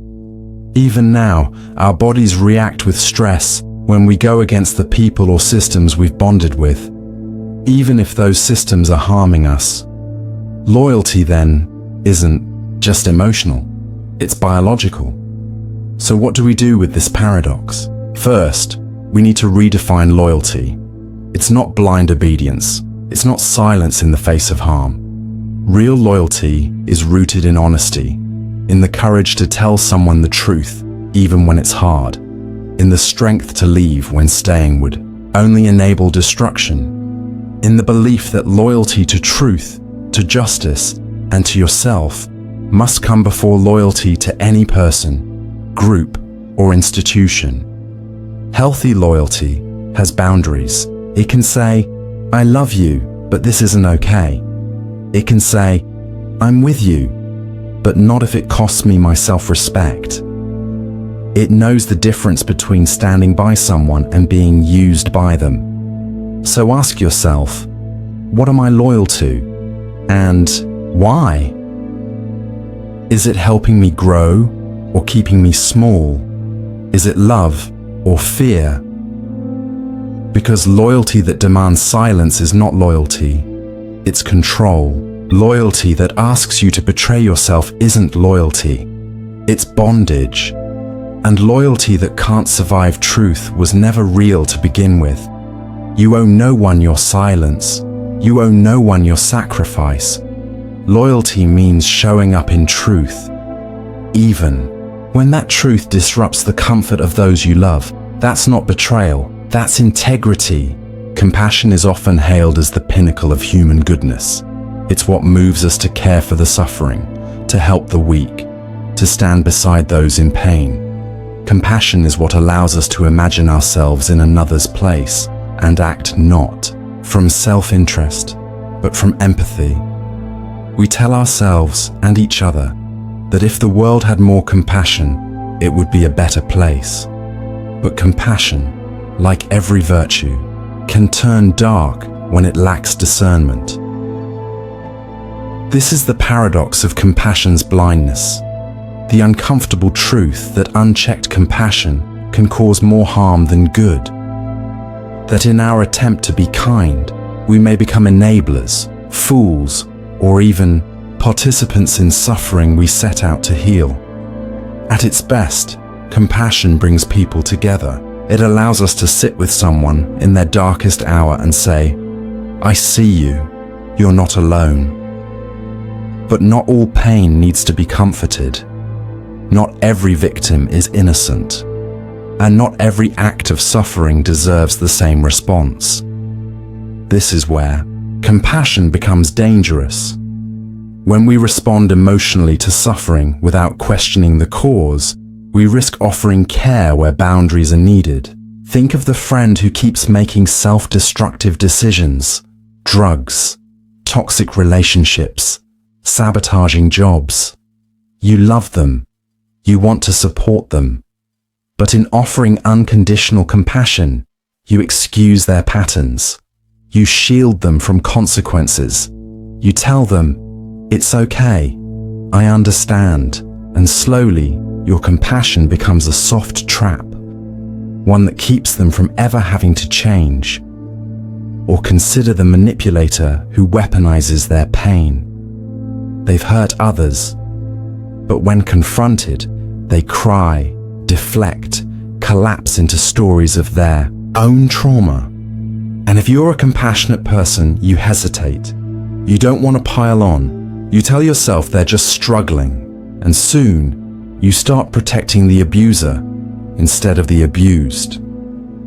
Compassion without clarity becomes a smokescreen. It feels good, but it clouds judgment. Society falls into this trap as well. We rally around certain victims while ignoring others. We show compassion to the loudest, the most visible, the ones who fit a familiar script. But compassion that's selective is compassion that's biased. And when it's driven by emotion rather than principle, it can be hijacked by narratives that mask deeper truths. In some cases, compassion even becomes a way to avoid responsibility. If I feel bad for someone, I don't have to hold them accountable. If I see someone as suffering, I don't have to challenge them. But compassion that protects wrongdoing is not compassion. It's cowardice. This is especially true in leadership. The boss who refuses to fire a harmful employee because they feel bad. The teacher who lets students slide because they're going through a hard time. The parent who never disciplines their child out of guilt. These choices may come from compassion, but they lead to dysfunction, imbalance, and sometimes deep injustice for others. The core problem is this: compassion is reactive. It responds to pain, but it doesn't automatically distinguish between pain that should be honored and pain that should be challenged. That's where wisdom must step in. True compassion is not just feeling, it's knowing. It's seeing someone suffering and asking, what will actually help them grow? Is this comfort or enabling? Am I soothing them or am I avoiding the truth? Real compassion isn't always gentle. Sometimes it's fierce.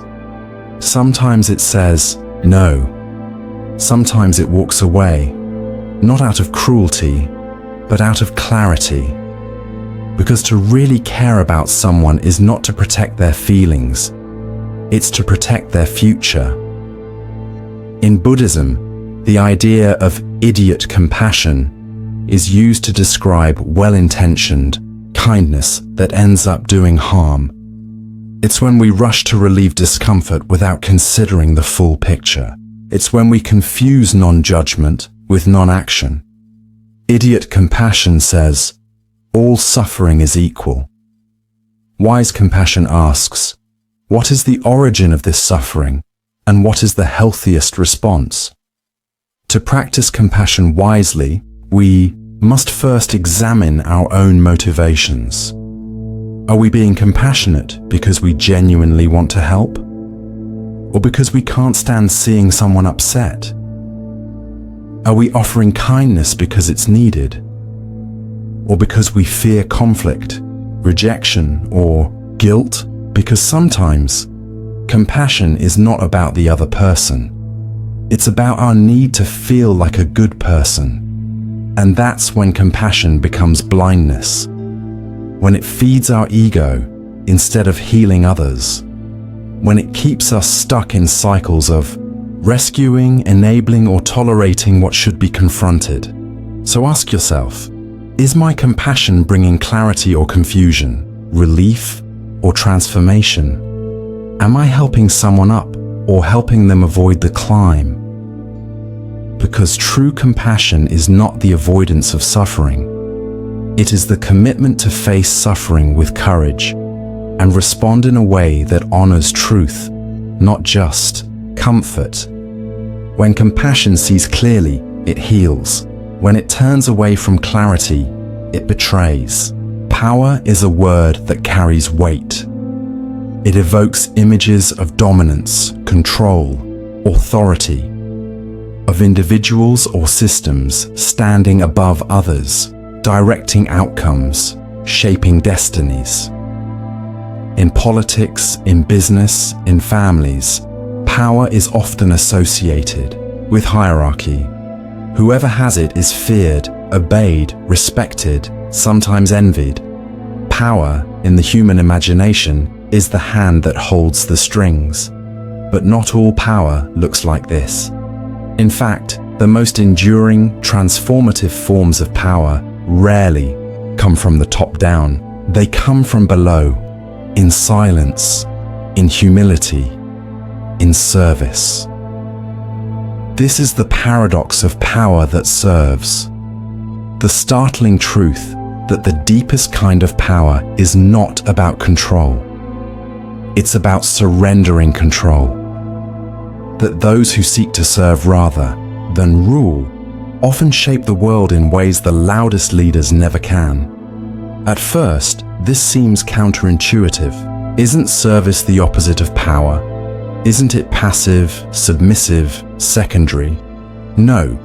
In truth, service requires an extraordinary kind of strength.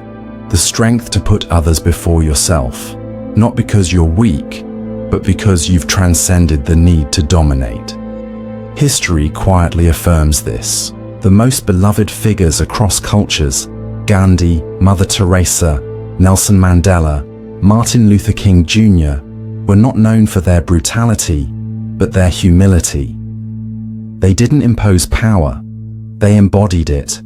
Their service was not a weakness. It was a conscious, strategic, deeply spiritual choice. Because real power doesn't scream. It doesn't threaten. It doesn't posture. It listens. It uplifts.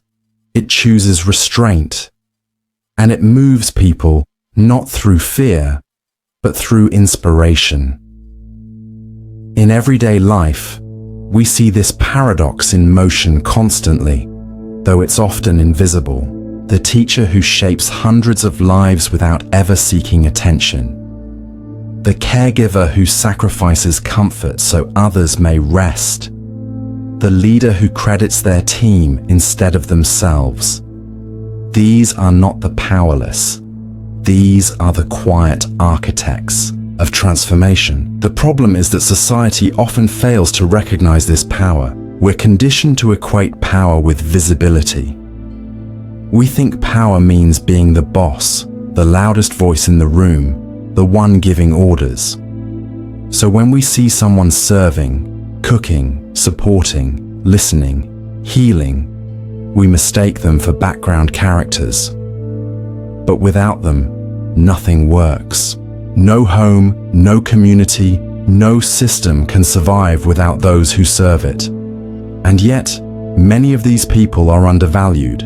They're paid less, respected less, thanked less. Because we have been taught that power must look like control, and anything else is weakness. That misunderstanding leads to a deeper tragedy. People who genuinely want to help the world often avoid power entirely. They see it as corrupting, ugly, aggressive. They think to be powerful means to be domineering, dishonest, ruthless. And so they step back. They stay quiet. They let louder, less ethical voices fill the vacuum. But power itself is not the problem. It's how we define and use it. Power that serves is not afraid to act, but it always asks, who benefits from this action? Who is lifted and who is silenced?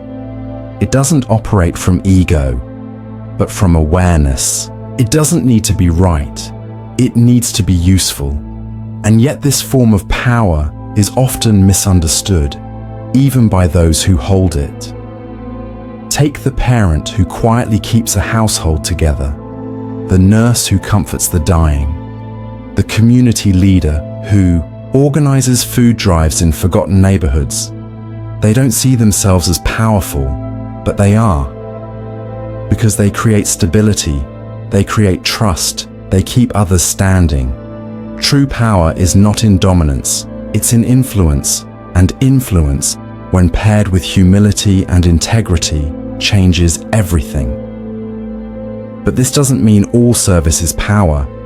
There's a crucial difference between chosen service and expected servitude.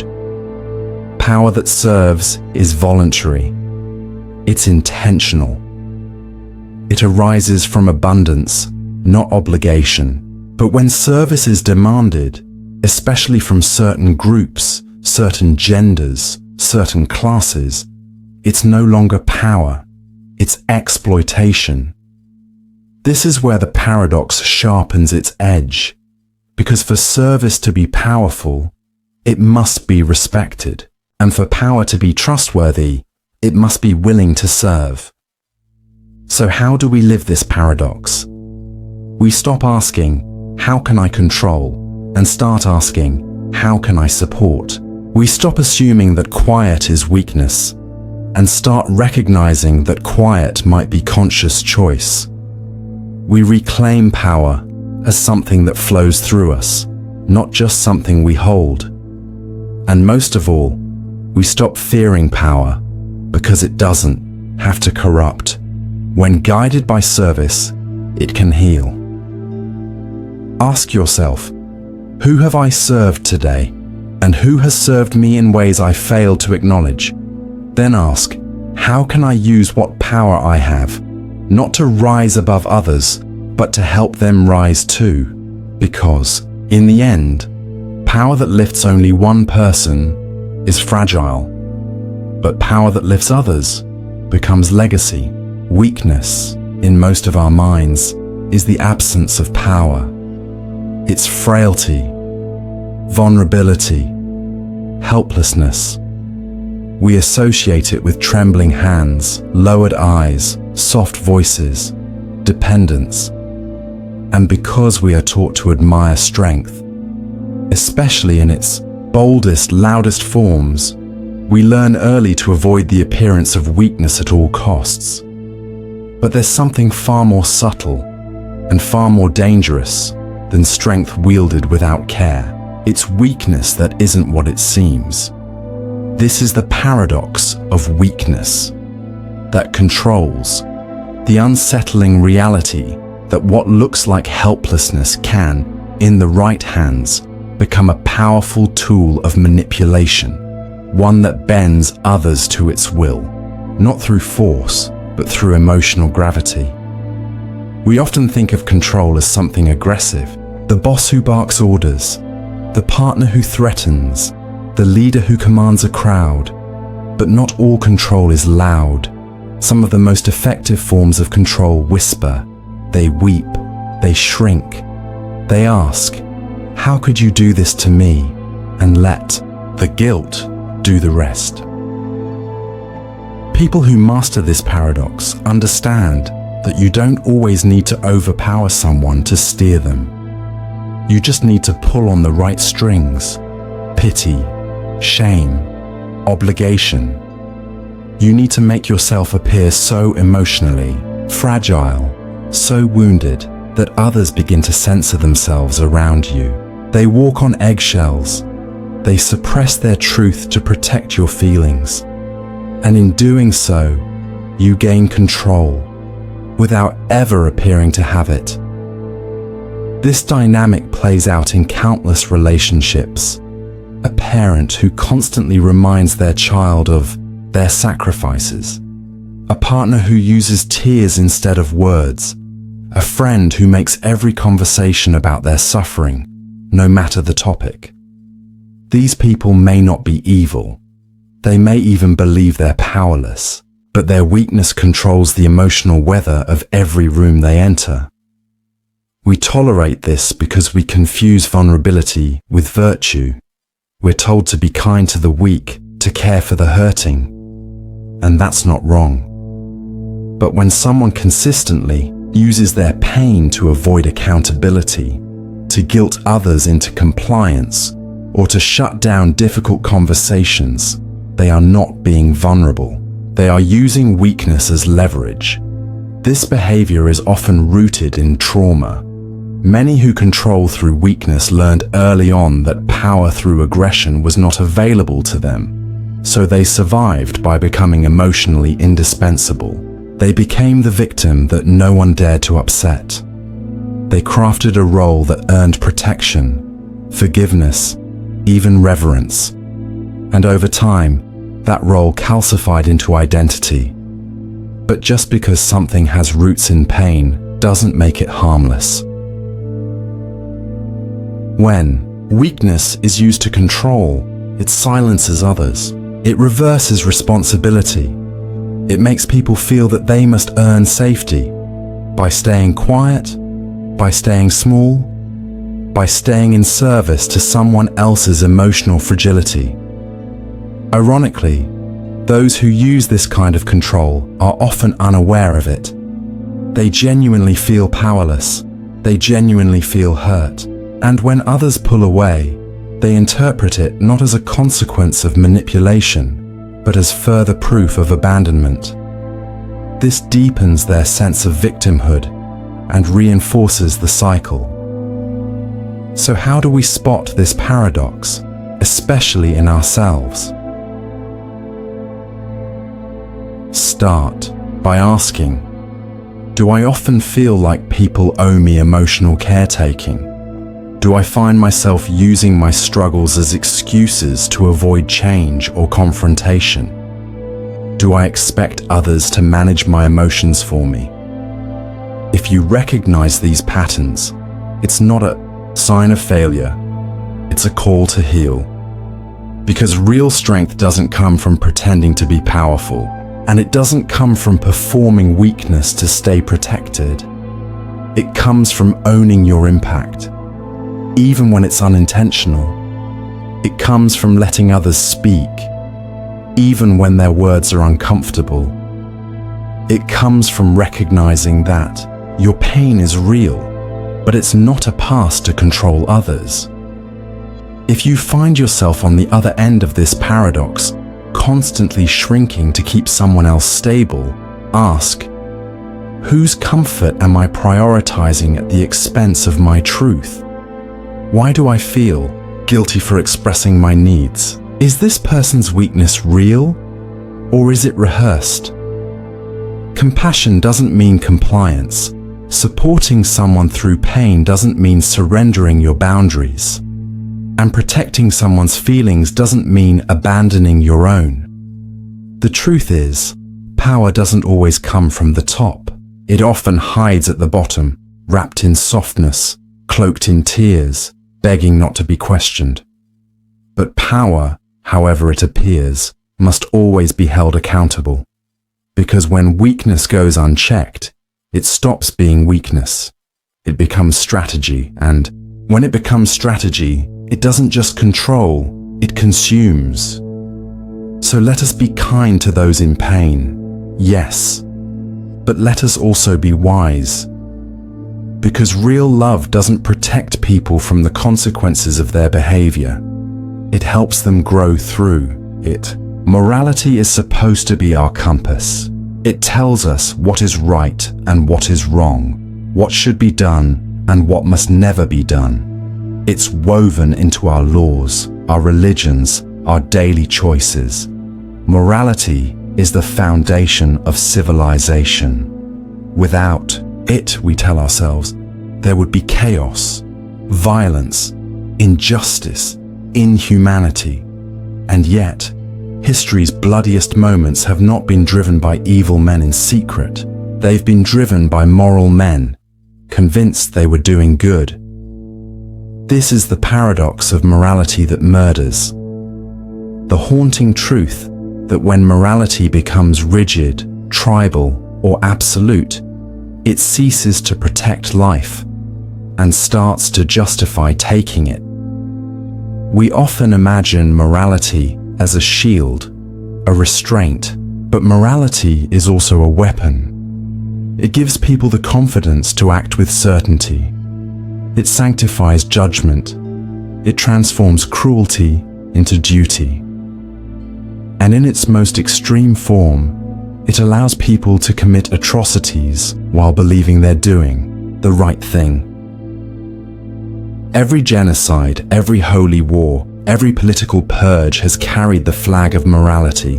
The Inquisition didn't believe it was evil. It believed it was purifying the soul. Nazi ideology wasn't marketed as madness.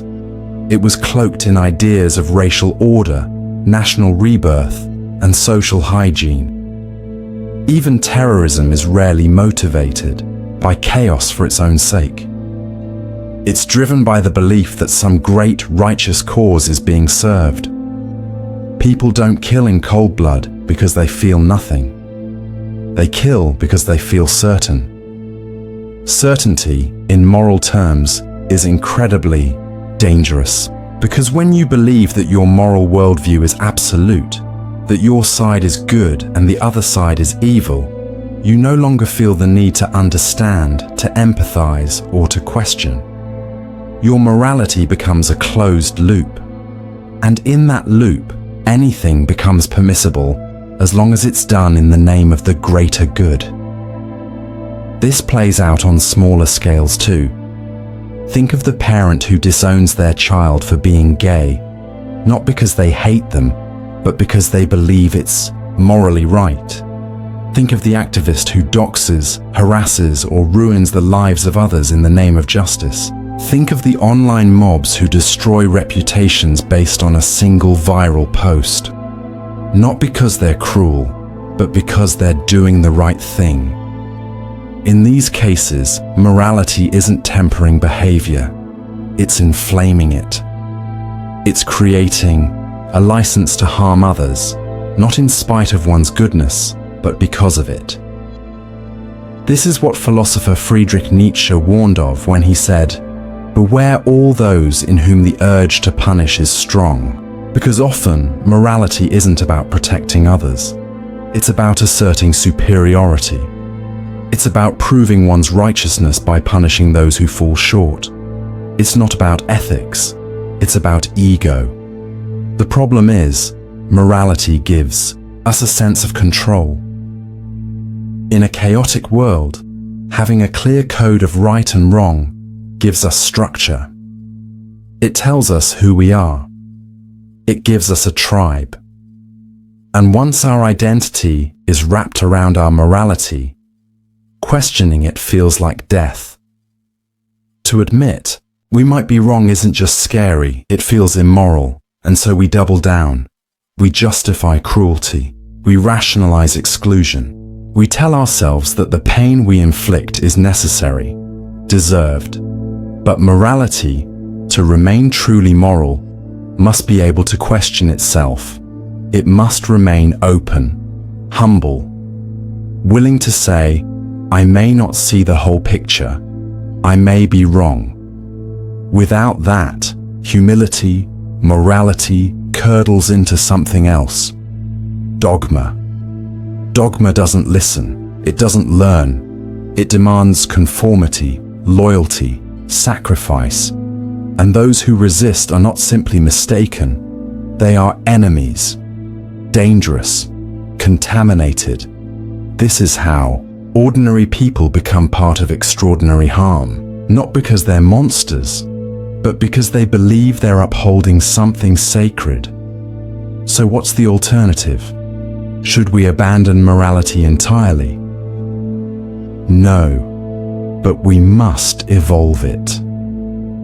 Real morality is not rigid. It's responsive. It adapts to context, to complexity, to the lived experiences of others. It's guided not just by rules, but by compassion, not just by law, but by love. It seeks understanding, not just correctness.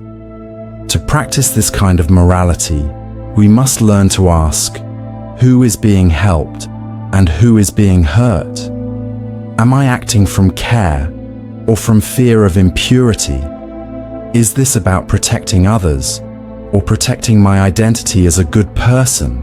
True morality doesn't demand that you never make mistakes. It demands that you care when you do.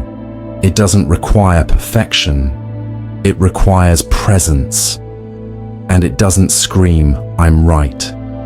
It whispers, I'm listening. Because in the end, it's not morality that murders. It's certainty. It's pride. It's the refusal to question our own goodness. Let your morality breathe. Let it ask questions. Let it grow. Because the moment it hardens, it forgets its purpose. Belief is the backbone of identity. It gives shape to our thoughts, our choices, our relationships. Beliefs tell us who we are, what matters, where we belong. They bring order to a chaotic world, helping us navigate uncertainty with something solid in hand. Whether rooted in religion, science, tradition, or personal conviction, belief is often seen as empowering, a light in the darkness. But what if belief, for all its clarity, can become a cage? This is the paradox of belief that binds. The unsettling reality that the very structures we build to make sense of life can begin to trap us, limit us, and turn us against the world, or even against ourselves. Belief, by its nature, is selective. It organizes reality by emphasizing certain truths while discarding others. It creates categories: good and bad, right and wrong, sacred and profane. This helps us make decisions. But over time, the map can begin to replace the territory. We no longer see the world as it is. We see it as we believe it is. And everything that doesn't fit that belief is either rejected or reinterpreted until it does. This creates a dangerous rigidity. When beliefs become unshakable, they stop serving us and start demanding obedience. Think of the person who clings to a worldview even when it causes them pain, a religious doctrine that shames them for who they love, a cultural belief that tells them success must look a certain way, a family rule that values silence over truth. They may be suffering, but the belief is so deeply rooted in identity that questioning it feels like death. If I don't believe this, who am I? What do I have left? Beliefs offer stability, but at a cost.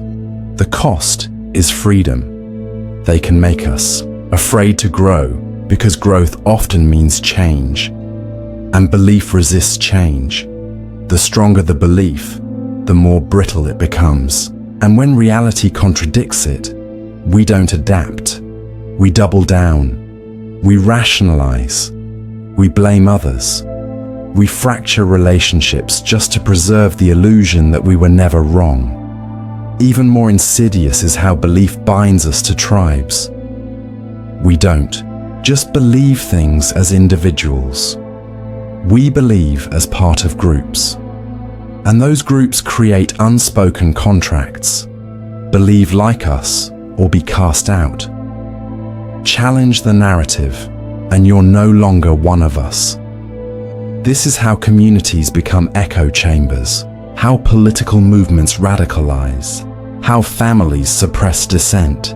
Loyalty to the belief becomes more important than the truth itself. And ironically, the more diverse and uncertain the world becomes, the more tightly we cling to our beliefs.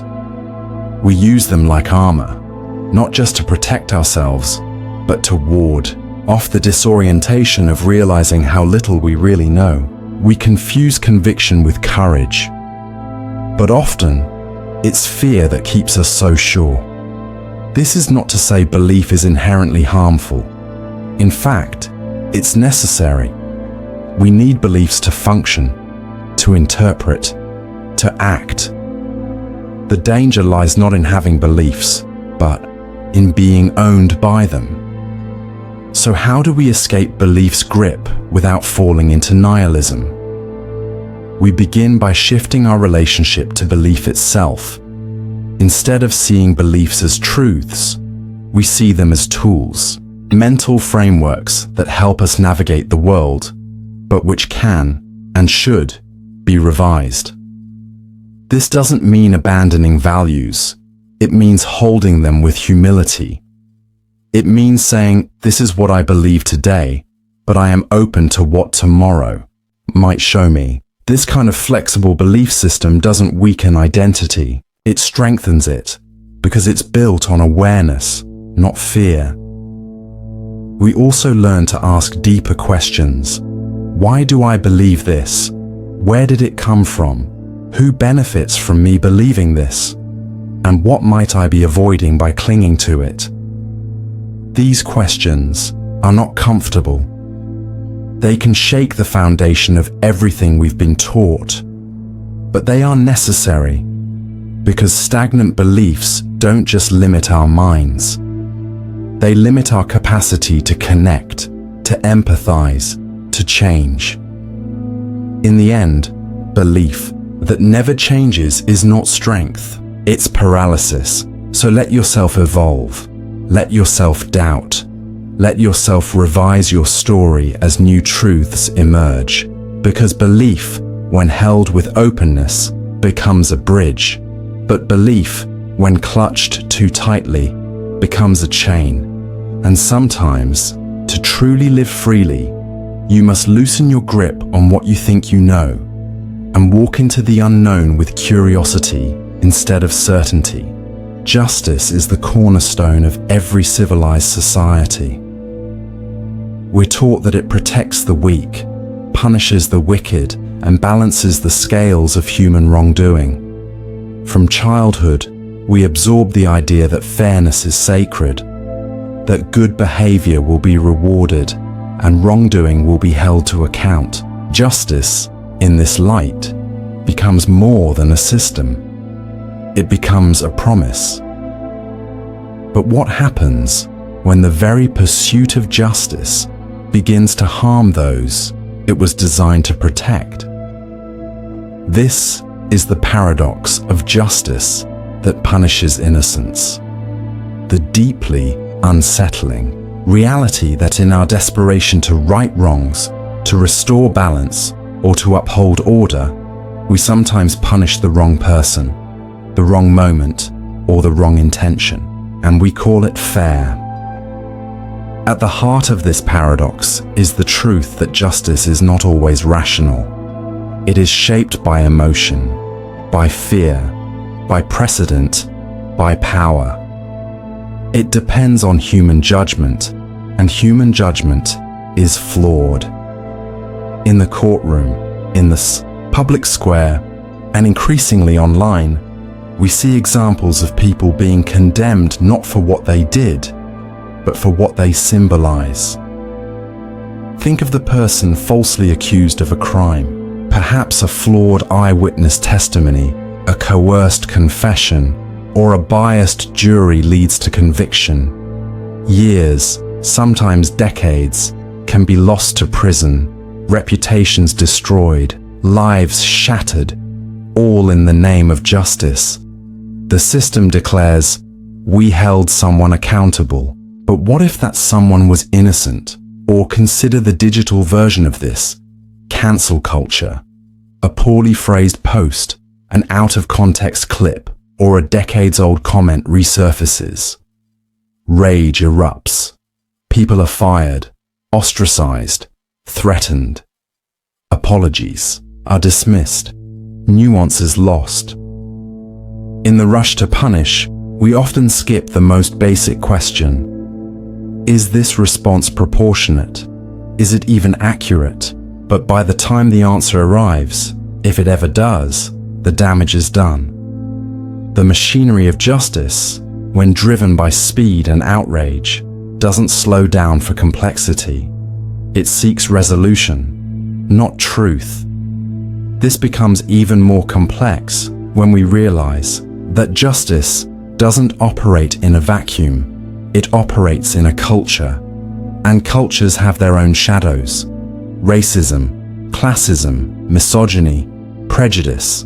People are not punished purely based on what they've done, but on who they are, or who they're perceived to be. This is how entire communities come to fear the system that claims to protect them. How innocent people are surveilled, stopped, incarcerated, not for their actions, but for fitting a profile. Even well-intentioned justice can become blind to innocence. Think of the policies designed to protect the public, like zero tolerance. School rules: a student brings a toy knife or defends themselves in a fight, and they're expelled. No context, no conversation, just rules applied absolutely. But when justice is stripped of discretion, it punishes without wisdom. And then there's the justice we apply in our personal lives. We cut people off for saying the wrong thing without asking what they meant. We assume bad intent when someone stumbles. We punish people not for harming us, but for reminding us of our pain. We project our past wounds onto present moments and act like judges when we should be seeking understanding. This too is a form of punishing innocence. The danger lies in the fact that all of it feels righteous. We believe we're standing up for truth. We believe we're protecting others. We believe we're serving justice. But justice without discernment is not justice. It's vengeance. It's fear in disguise. True justice must be slow. It must be thoughtful. It must be willing to admit uncertainty. It must ask hard questions and sit with uncomfortable answers. It must always hold space for the possibility that the story is more complicated than it first appeared. More than that, it must center healing over punishment, because punishment, even when deserved, does not guarantee change. And when punishment is misapplied, it deepens wounds rather than mending them. So how do we live within this paradox? We begin by cultivating the humility to say, I don't know everything. We slow down our judgments. We interrogate our motives. We ask, am I seeking justice or just release? Am I fighting for accountability or demanding punishment to soothe my own discomfort? Is this justice serving everyone or only those whose pain I recognize?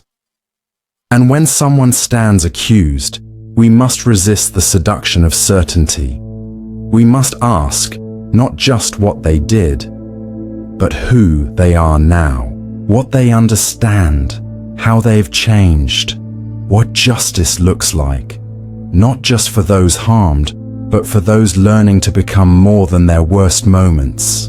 Because justice that punishes the innocent is not justice at all.